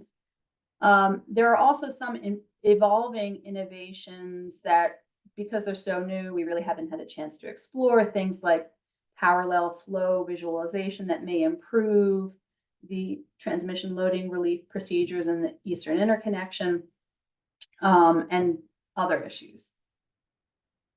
And so I will just leave you with, again, the title of the forthcoming report, and that we will talk a little bit about identifying potential symptoms of barriers. One of those is power flowing in the uneconomic direction, meaning from areas where power prices are high to areas where power prices are low. That's one of several symptoms. Describing common barriers and barriers in market, non-market, and hybrid areas, providing some information on the solution options, and again, talking about some of these transformative solution concepts that, again, are quite controversial. So with that, I guess I will take some questions. Thanks, Christina. I was sharing my screen there. I was trying to keep up with your order, and hopefully I did. I think you kind of touched on, well, maybe first off, you can tell us when that study might be released, the anticipated date. That we're hoping for the June 2024 timeframe. Great. And you touched on kind of the flows from more expensive areas to cheaper regions. That kind of gets to a question that was asked earlier today. So I don't know if you want to elaborate a little bit on that based on the Q&A. Sure, and I just realized that I'm silly because I never pressed the button to share my screen, so I have my screen share.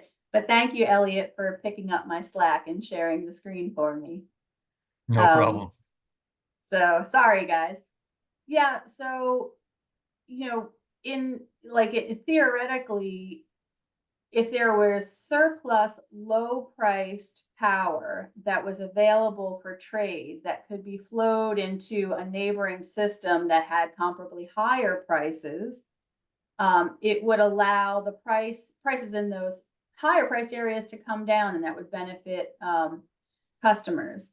I think what we have seen in some of these market monitoring reports is that there is a significant number of hours that have high price differentials, meaning the difference between the low prices and the high prices is significant. So there should be this arbitrage opportunity, but that power is actually flowing in the unexpected direction, the uneconomic direction. So from high price areas to low price areas.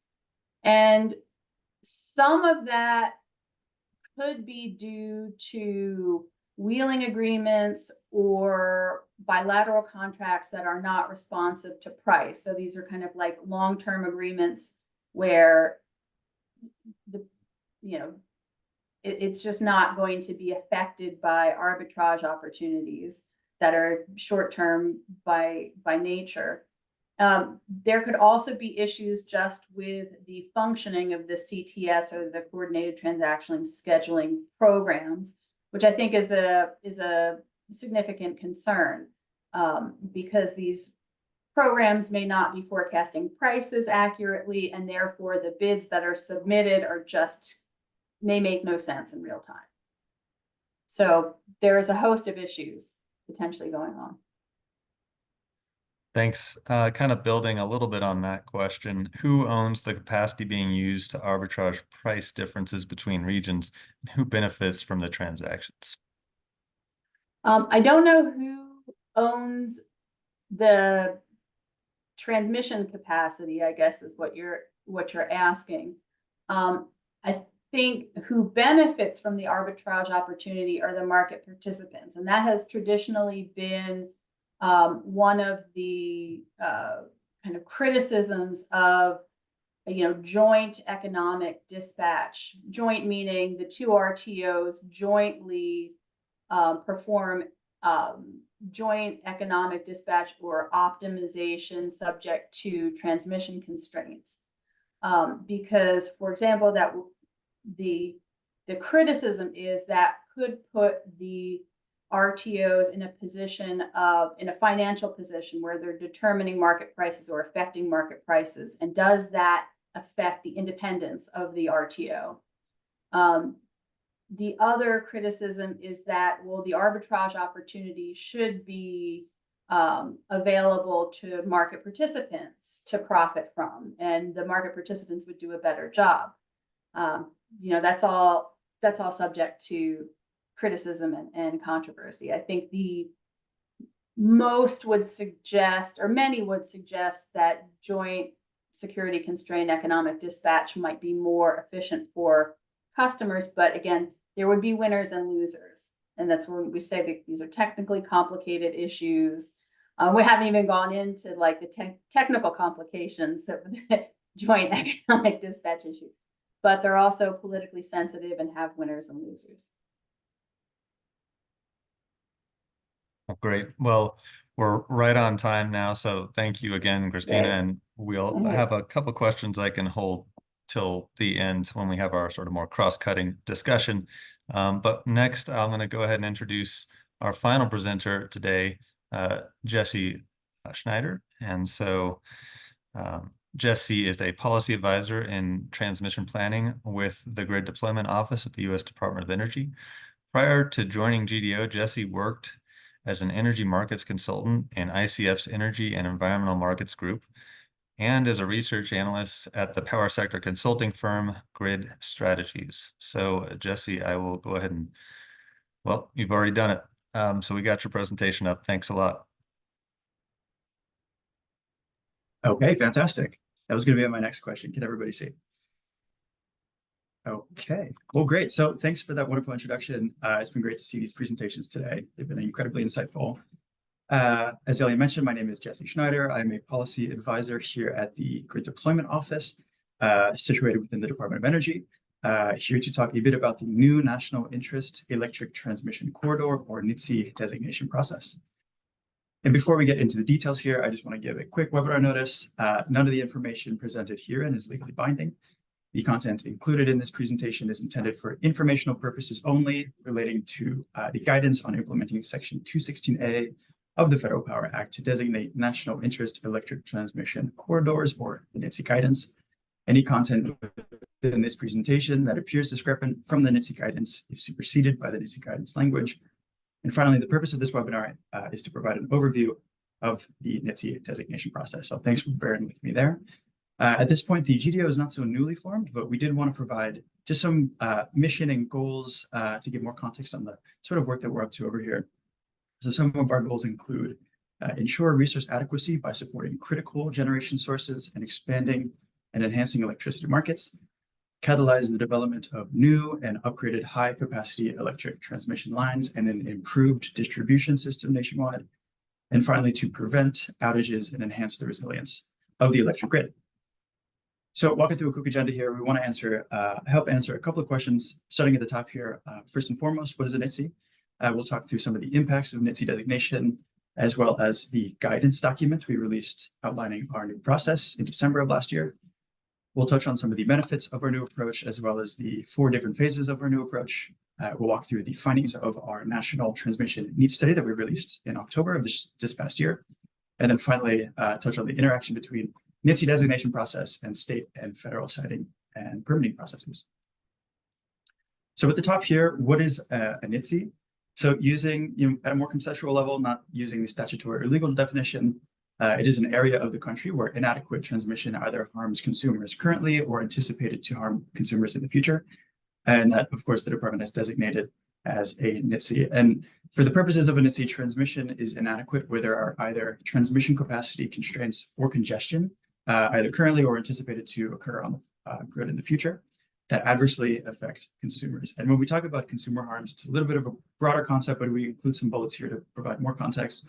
So we're talking about economic harms, harms to reliability or resilience, or an inability to access clean, diverse, and affordable electricity supply. So transmission deployment within an NIETC is needed to address some of these consumer harms. And so now we'll touch on the impact of NIETC designation. So designation focuses public and policymaker attention on the areas of the greatest transmission needs across the country and unlocks certain statutory tools as well to advance transmission deployment. And we include some of these statutory tools here. First and foremost, public-private partnerships under the Bipartisan Infrastructure Law's Transmission Facilitation Program. direct loans under the Inflation Reduction Act's Transmission Facility Financing Program. And finally, federal siting and permitting authority under Section 216B of the Federal Power Act for the Federal Energy Regulatory Commission under certain circumstances. And really important note here at the bottom in red, we just want to emphasize that NIETC designation is not a route determination or specific transmission project. It is not an endorsement of any specific transmission solution, and it is not a selection of or preference for a specific transmission project for any purpose. So what this means is, in the event that there is transmission development by a developer within an NIETC after its designation, they must apply separately for any of the tools that are unlocked by designation and will and must be evaluated based on the criteria of that specific program. So what is our guidance and why are we doing what we're doing? So procedurally, the department issued a non-binding guidance document on December 19th of 2023. And substantively, what this does is outlines the process that we intend to follow. However, the guidance is not binding on DOE or any other person or entity, and we use this sort of document in our other programs as well occasionally. And we're also responsive to a couple of things here. So comments received on the 2023 May Notice of Intent and a request for information on the NIETC process. So we received 112 separate comments, and we really use those comments to inform the process as it's outlined today. We're leveraging lessons learned from our 2007 designations, which were ultimately vacated by the U.S. Court of Appeals for the Ninth Circuit. And finally, we're responsive to congressional action in the bipartisan infrastructure law to revise our statutory authority. So we'll touch on a couple of the benefits here.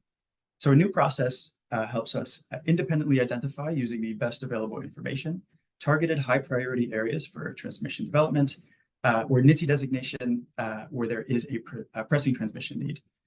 And we seek to balance effectiveness and efficiency. And when we say efficiency, we're looking to get to NIETC designation as quickly as possible, but also when we're putting together these environmental documents and conducting an environmental review, we want the end result to be as effective and useful as possible for siting and permitting authorities, both at the state and federal levels.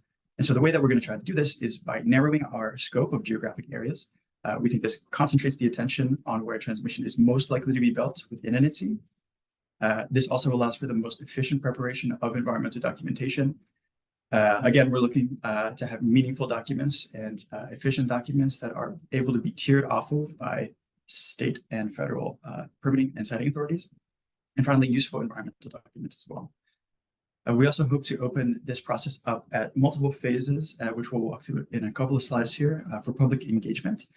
We believe meaningful engagement early and throughout this process is going to be key to leverage the best available information from a diverse set of interested parties. And so when we say interested parties, we mean states, Indian tribes, reliability entities, communities, siting authorities, federal agencies, developers, planners, and more.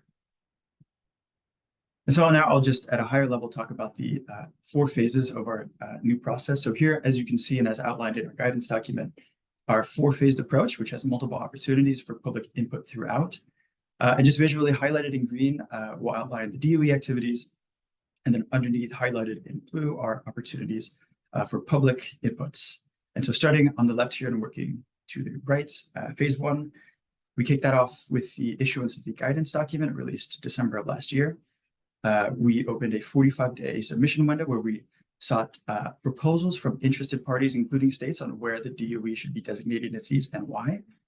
And so that window closed on February 2nd. So what we're doing now is we're reviewing these submissions that we received, and we're developing what we're calling a preliminary list of potential NIETCs.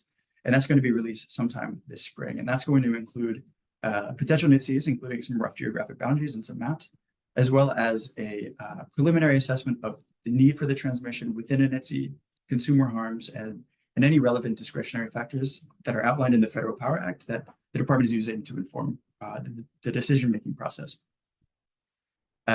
So importantly, anything that's not included on that preliminary list will not be advancing through to NIETC designation at the end of the day. In addition, conversely, there may be potential NIETCs that are included on that list that will not advance to NIETC designation. And so upon issuance of the preliminary list, we're going to be opening up another submission window for 45 days, where we're both seeking comment on the list itself and also requesting specific information on detailed resource reports. So things like sensitive environmental areas, cultural resources, land impacts, water quality issues, and things like that. So we're interested to hear from all interested parties again, including states. State policies are driving transmission needs. And so we're eager to hear from states on what those policies might be and how those might impact transmission needs in your state. So we're moving from phase 2 to phase 3 based on a number of considerations that we'll walk through in the next slide here, but really prioritizing where we have the most amount and the most complete amount of information to facilitate effective environmental reviews. Again, we want to have meaningful environmental reviews that state and federal siting and permitting authorities can tier off of. And so so that's how we move from phase 2 to phase 3. Phase 3 is where we conduct our environmental review again and plan for robust stakeholder engagement with interested parties, both those that we're statutorily required to consult with to facilitate our environmental reviews, but also outside of those statutory requirements as well. And then finally, phase 4 is where we get to the issuance of draft NIETC designation reports for one or more NIETCs, and then ultimately NIETC designation reports. So as I mentioned, one of the key pieces here is the narrowing down of the universe of potential NIETCs through this process. And I list a couple of considerations here that will inform this process. At the top of the list here, the presence of pressing transmission needs within a geographic area. And consistent with the statute in the Federal Power Act, one of the main inputs here are findings from the 2023 National Transmission Needs Study, which is our triennial State of the Grid report. However, the statute does open us up to consider pieces outside of that needs study. So findings from industry, findings from the different RTO ISO planning processes and the non-RTO ISO planning processes as well. Again, same with state policies. We're interested and eager to hear from states on what those policies are. We're also going to be considering the adverse impacts on consumers and the significance of those impacts. Again, things like high costs, power outages, things like affordability, reliability, pieces that I think we can all agree should be driving transmission infrastructure build out. I mentioned some relevant discretionary factors that are outlined in the Federal Power Act, Section 216. I list a couple of them here just to give you all a sense of what those include. So whether or not an NIETC would further national energy policy goals, maximize existing rights of way, or minimizing impacts on sensitive resources. Whether a NIETC designation would promote this sort of multi-driver transmission planning that Juliet talked about at the beginning of this series here, things that transmission that would meet more than one need at once or proactively meet more than one need, as well as the utility of NIETC designation, right? The GDO doesn't want to, or the DOE rather, doesn't want to designate NIETCs where they're not ultimately useful. So we want to have NIETC designations that resolve barriers to transmission development within a particular area.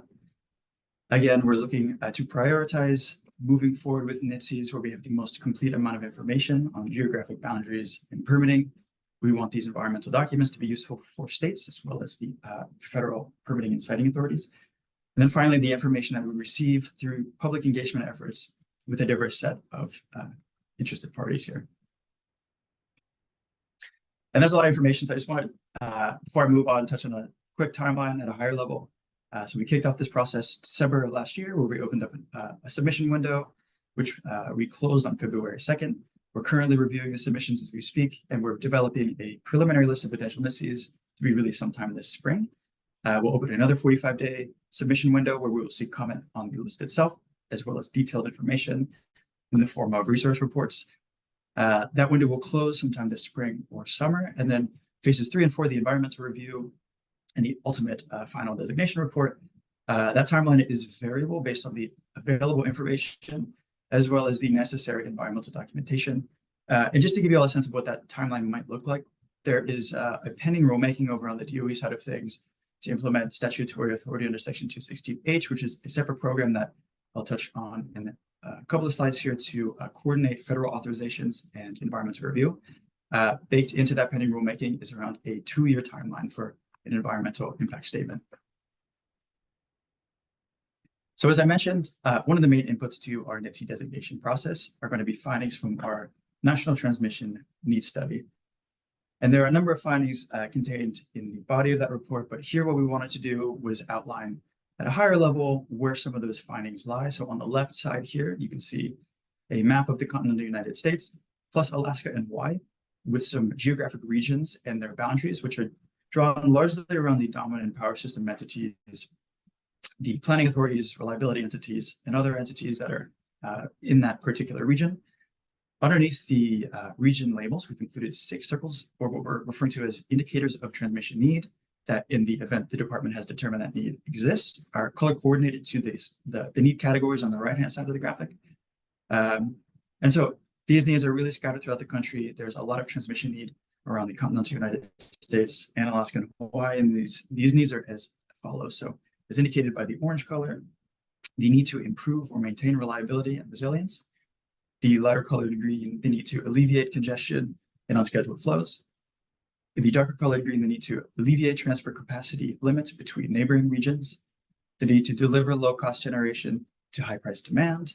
And then finally, there's a separate anticipated need category that's pulled from our capacity expansion modeling synthesis to take a look at future scenarios of load and clean energy growth and the amount of transmission needed under each of those future scenarios. So we identify in certain instances the need to meet this demand within region transmission or interregional transfer capacity. And just a couple of caveats here. In instances where there are unfilled circles, that doesn't necessarily mean that that need does not exist, but rather the department was not able to make the determination based off of the resources available. This is particularly true in some instances where we look at the need to alleviate congestion as indicated by market price differentials. Of course, we don't have that information for the non-market regions in the Northwest, Mountain, Southwest, the Southeast, or the Florida regions. However, we may have been able to make that determination using other resources, as well as Alaska and Hawaii. And finally, Alaska and Hawaii were not included in the capacity expansion modeling synthesis that we had conducted in the study. So we were not able to make that determination, but again, that need may exist. So onto the interaction between NIETC designation and state and federal siting and permitting processes. As I mentioned in the overview, there were multiple formal opportunities for state input. The first was the submission window after the release of the guidance document, where we sought proposals from interested parties, including states, on where we should be designating NIETCs and why. There are also formal opportunities for public comment. I mentioned the preliminary list that we put out this spring will be open for public comment. And in the instance we issue any draft designation reports before the final report, those will also be open for public comment and comment from the states. There are also more opportunities forthcoming for state input, the first being the second submission window that we're opening up on issuance of the preliminary list of potential entities sometime this spring. And there will also be opportunities for input during the stakeholder engagement workshops and meetings that we're holding during the environmental review process in phase 3. The details on this plan for stakeholder engagement are forthcoming. Again, we're using this information gathered through the submission windows and through our engagement opportunities to attempt to facilitate state siting and permitting efforts. And also, we're looking to provide to states a tool that you can take to planners or developers in the instance that there's transmission developed within a NIETC, where a developer is seeking either loans or public-private partnerships. We think that this could be a valuable tool to bring to those interested parties. We also include here the encouragement of the deployment of advanced transmission technologies. Right, as a reminder, the department is designating NIETCs, but the ultimate solutions to meet those needs are up to market participants. And so to the extent that there is a NIETC designated and that need can be met by the deployment of advanced transmission technologies, then the department would be supportive of that solution. I mentioned briefly a couple of permitting authorities. I just wanted to go through them so everybody is completely clear on each of them. The first being, moving from left to right, the first is Section 216A, which directs the department to conduct a triennial State of the Grid report, a collection and release of data on regions most in need of transmission capacity across the US, based on the results of the study, in addition to other criteria, findings from industry, as well as feedback from the public. The DOE may designate a NIETC. NIETC designation then unlocks FERC siting and permitting authority under Section 216B of the Federal Power Act in the middle column here. In certain circumstances, and those are where a state lacks the authority to site a project, has not acted on an application for more than 1 year, or has denied an application. On the other end of things, Section 216H, at a high level, this authorizes the department to coordinate all federal authorizations in environmental reviews for certain transmission projects to ensure timely and efficient review and decision-making. And this does a couple of things. It establishes binding schedules for all federal reviews and prepares a single environmental review document. There's a pending rulemaking, again, on the DOE side of things, as I mentioned previously. The way these two interact is in the event that there is a transmission developer seeking to develop within a NIETC that seeks FERC backstop setting authority under Section 216B, they may not seek DOE-led federal authorization coordination, as the department has delegated that authority to FERC under a memorandum of understanding. However, in the event that a developer is not seeking backstop setting authority, but rather the financial tools or the public-private partnerships that NIETC designation unlocks, they may then seek DOE-led federal authorizations. And finally, before I wrap things up, I'll just touch on some other interactions between the NIETC process and the state and federal processes here. Again, this is just reiterating what I had previously stated, that NIETC designation is not a route determination for a specific project. It is not an endorsement of specific transmission solutions, and not a selection of a preference for a specific project for any purposes. Again, these are coming from market participants, planning entities, state and local authorities, tribal entities, and potentially FERC to determine what those solutions might be. And then in the event that developers are seeking the statutory tools that are unlocked from the designation, they would need to apply separately and be evaluated separately under the criteria for those respective programs. Second here, we intend to coordinate with FERC to the maximum extent practicable to minimize redundancy and promote efficiency of transmission developers where they're seeking permits from FERC. Again, we're looking to have environmental documentation that is the most useful for siting and permitting authorities at both the federal and state levels to tier off of. And finally, NIETC designation aims to complement rather than disrupt or supplant existing planning processes. We think these are incredibly valuable inputs to the process. In fact, in our first submission window, we explicitly sought information on those processes. However, there may be valuable areas where the department can identify development that existing processes are not necessarily identifying, like this interregional coordination that we had talked about earlier today, or the ability to shepherd along multi-driver transmission that is able to meet more than one need at once. So with that, thanks for your time. I'm including, before I end here, just a quick email inbox for a dedicated NIETC inbox. We're happy to answer your questions. And then finally, a link to our guidance that we released just this past year. So thank you so much. Jesse, thanks. Thanks. That was a great overview of NIETC and all things related. We've got some time now, pulled all the speakers together here to kind of talk about some of the issues that I think you all touched on. We did have some final additional questions that we didn't get to earlier, and I'd invite participants who are still on to please put any additional questions you might have in the chat. I guess the first one is, do you think Order 2023 was required because interregional parts of Order 1000 was not being utilized? So I don't know if any of you all could touch on that or answer it. And I'll go ahead and pull y'all in here.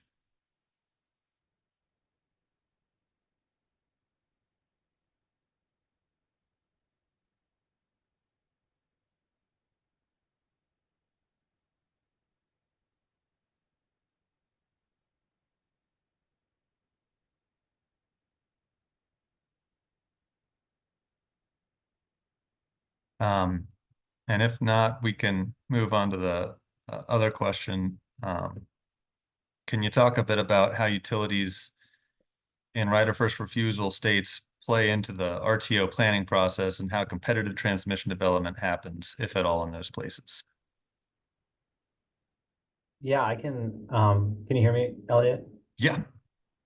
Yeah, I can certainly say that when states have a ROFR law on the books for a regionally planned line, the RTO it basically is spoken for in their process. So the competitive developer process just doesn't kick off for that line segment. And so there was an example with those LRTP Tranche 1 lines that I was showing earlier, you know, a bunch of different projects, and they identify which of the set of them are going to be competitively bid before they're approved by the MISO board. And so those are identified, and there's a timeline spelled out for projects that would go through a competitive bidding process. And then there's also an indication of which ones would be subject to a state ROFR and therefore not going through and would be direct assigned to the local TO. So the regional planning can still happen above that. And then at the back end, there's the RTO makes a determination of whether a project is going to be competitively bid or not. Great, thank you. Anyone else want to add to that? Christina? I mean, I can try to talk a little bit about the question about order 2023. I mean, I think it was the original NOPR that was talking a little bit about, or maybe it was the ANOPR that was talking a little bit about interregional transmission. I think order 2023 was mostly like generator interconnection reforms and really didn't touch on the difference between interregional coordination, which is a bottoms up approach, and interregional planning, which, you know, takes like a top down, a little more of a top down approach. And so I don't really think 2023 addressed the interregional coordination planning at all. Right. I've got a question that I'll put out there. Marcus, I think you touched on it, and really just this whole idea of state policies, particularly say renewable portfolio standards or other energy policies that may come with the adjustment to the type of generation being added and then removed from the various systems throughout the country. As we know, electrons don't adhere to political boundaries. So thinking about the transmission system, I guess I'm wondering, you know, as we get closer to say, you know, some states with 100% qualifying resources, primarily clean energy resources, you know, these plans are changing all the time. They're being adjusted. Other states are introducing new plans. Utilities are introducing their own plans. I'm wondering, as we get further into the energy transition, you know, is there a risk of lines being built now that might not be serving in the way that they're expected in the future with the future resource mix, say 10 to 15, 20 years from now? How can we get ahead and make sure that the kind of lines that are being added, both interregional and shorter lines, are going to be, you know, make sense now, but also into the future with the changing mix? Yeah, that's a really good question. I think there's certainly been some stress testing of that in MISO, where we've been working on changing the accreditation for resources, which would certainly impact, you know, what resources are needed to meet future demands. And so we've had MISO analyze the benefits of, you know, their projected future resource scenarios with different accreditation assumptions to see how that changes the portfolio, because it's definitely going to be different than what we're modeling. And so having a sense of how different the portfolio can be potentially, and then evaluating the benefits of the lines is sort of how we've gone about that. I think there was another part of your question, but one thing that is kind of giving comfort is that the load growth that we had assumed in some of those scenarios is looking to be, you know, easily surpassed. And so that question of, you know, not having the right lines, you know, it's easier to think you might have already identified the right lines if you think you're behind still in planning. And so if load grows significantly more than we were planning in the study process, you know, that just shows that there's more to be done, and maybe we didn't have the right lines, but we should have had more or different or bigger. And so part of that is just you have limited information early on, and you just kind of have to accept that. There, you know, there's also the potential for, you know, us to learn from what is happening internationally with respect to innovations and evaluating transmission planning. Like the Australian Energy Market Operator, for example, has candidate transmission development plans that are kind of assessed. Each kind of transmission facility is assessed among a different range of potential future scenarios related to maybe extreme weather or renewable deployment, et cetera. And then the net market benefits for each candidate development plan are weighed against the likelihood of each of those strategies occurring, and then summed and ranked. And then regrets or least worst regrets are considered excess unneeded investment or underinvestment in future transmission needs. So you're kind of measuring positive or negative differences in net market benefits across scenarios. So I think there's different ways, more sophisticated ways of looking at kind of cost benefit analysis in these transmission plans that could be useful.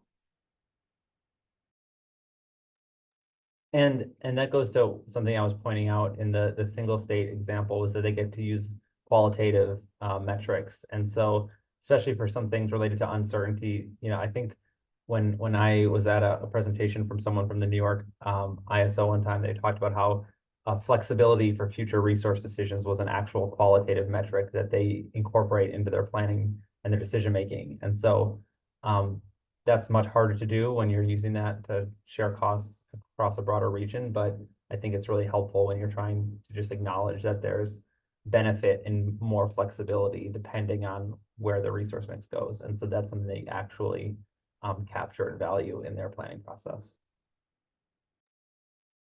Yeah, I suppose as we get further along, it'll be something to think about when states are kind of trying to hold on to those qualifying resources. How's that going to impact the transmission system? And I think about particularly in the West, it'll be a factor that needs to be looked at more closely. I guess I'll ask a question to maybe that's more relevant for Jesse and Juliet and Christina, but the NIETC and thinking about designating, that study has been going on, I think, since the early 2000s, where I think it's every 3 years they try and get a handle on where these congestion zones are. Have we seen those changing over the last couple of the last 2 decades? And then on top of that, to what extent was the needs study sort of aligned with the studies that have been done in the past by DOE? Were they kind of lined up, or were the assumptions modified? I don't know if you could briefly speak to that, Jesse, or. Sure, yeah, I can do my best. I think this time around, the department, right, we need to meet our statutory requirements of looking at where capacity constraints and congestion exist currently on the grid. However, that statutory requirement was modified somewhat in the bipartisan infrastructure law. So we are now this year, for the first time, directed to look at anticipated transmission capacity constraints and congestion on the grid.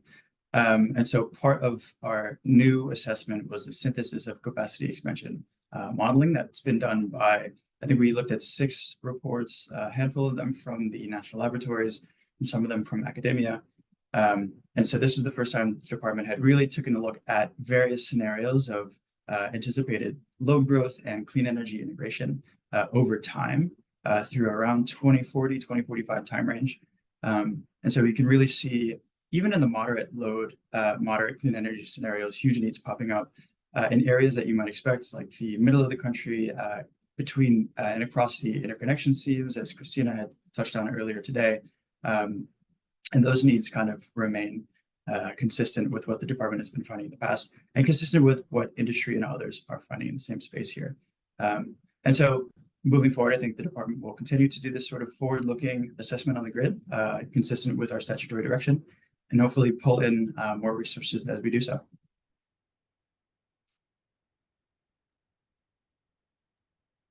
Yeah, and Elliot, maybe I'll say something just relative actually to your last question a little bit, maybe more than the one you just asked. But, as part of the National Transmission Planning Study, we're looking at, a lot of different scenarios, and Mark has talked about the importance of looking at all the different scenarios, to try and identify these least regrets type lines, as you were describing. We don't want to have lines that, are going to be not used or underutilized. But another interesting thing we've included in the National Transmission Planning Study is some extreme event analysis, and we've looked at past extreme events. And we kind of just started with some in the Western interconnection, but looked at some past extreme events, and then looked at how those types of events might be exacerbated under climate change, and then looked at kind of compounding extreme events, and then kind of looked at how the different potential scenarios would behave, and looked at lost load under those potential different extreme events going forward. And so I think that's just another tool and a type of analysis that we can include in scenario analysis to really try and identify those best lines going forward. And that's not on the needs study that Jesse was talking about, but it is on the national transmission planning study we've been working with NREL on for the last few years. Thank you. Great.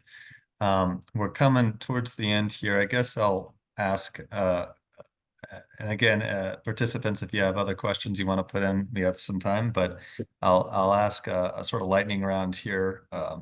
Tough question, because there's probably a lot more you could say, but what do you all see as kind of the low-hanging fruit, the things we could do with our current, say, interregional and regional transmission planning processes that could sort of improve them, sort of low effort, to get these projects that are needed sort of moving in the right directions. And that can be just guidance or suggestions for state regulators or for the on the federal side, either way. So maybe we'll start with you, Christina.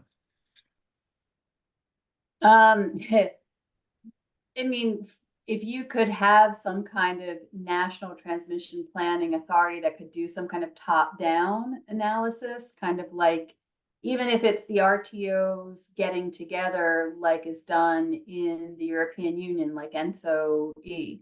I mean, that would be like an industry-led top-down planning approach, I think would be a really helpful advancement.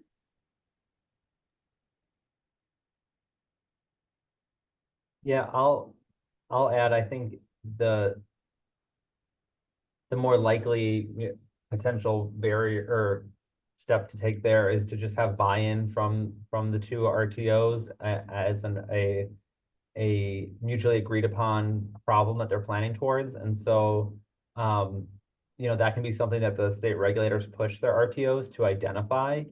And so you know, that's what happened with the MVPs when we did regional planning, is all the states were on the same page. And so, you know, you have that sort of back end buy-in on the folks that are going to be citing these projects. If you create a process where there's going to be pushback, it's going to just draw it out and lead to, you know, increased potential for failure. And so getting, you know, like-minded, you know, states to push on their RTOs and identify what it is we're planning for and why is really how you move forward. And so, you know, the JTIQ example I talked about, there was a very clear and obvious thing that the RTOs needed to plan for, which was your interconnection queues are broken for this giant portion of the country. Let's figure out a way around it. And so once you have that clarity of what you're working towards, it actually moves forward. So that's my suggestion. Yeah, I like both of those suggestions, and that's what I was going to say as well, something similar to what Marcus said. I think, you know, the regions getting together to do exploratory analysis, you know, not in the context of the, you know, the FERC regional planning activities, but to have them just really meet together with a clear indication of what policy goals are or what they want to achieve, and just do some exploratory looking at different types of projects. And I agree that, you know, I think governors and I think public utility commissions can really send a message to utilities if they're not in RTO ISO areas or to their RTOs and ISOs to do that. So I think I would echo a lot what Marcus said. Thanks. Yeah, echoing what folks have said here as well. I think what GDO would contribute here is, and as we explicitly state in our National Transmission Needs Study, separate from the National Transmission Planning Study, is that, right, the DOE is conducting these assessments and implementing programs. However, right, we do not attempt or in any way want to disrupt or supplant any existing transmission planning processes.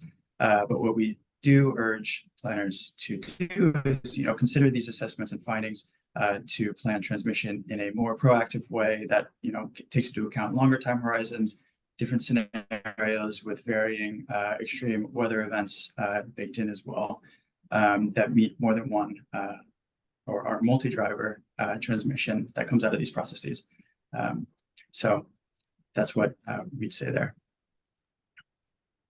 Great.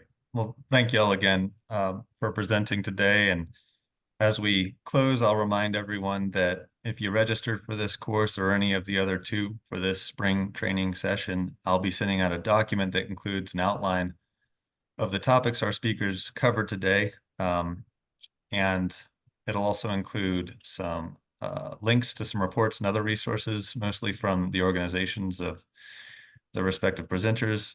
Please look for that email if you want to dig a little bit deeper into some of these topics. And as a final reminder, we'll be posting the recording presentation on our website within the next week or so. Again, I want to thank all our presenters. I want to thank the Department of Energy Grid Deployment Office for their funding of this effort, and of course, the national labs who partnered with us on this. With that, wish you all a great day. Thanks again for joining us. Bye, everyone.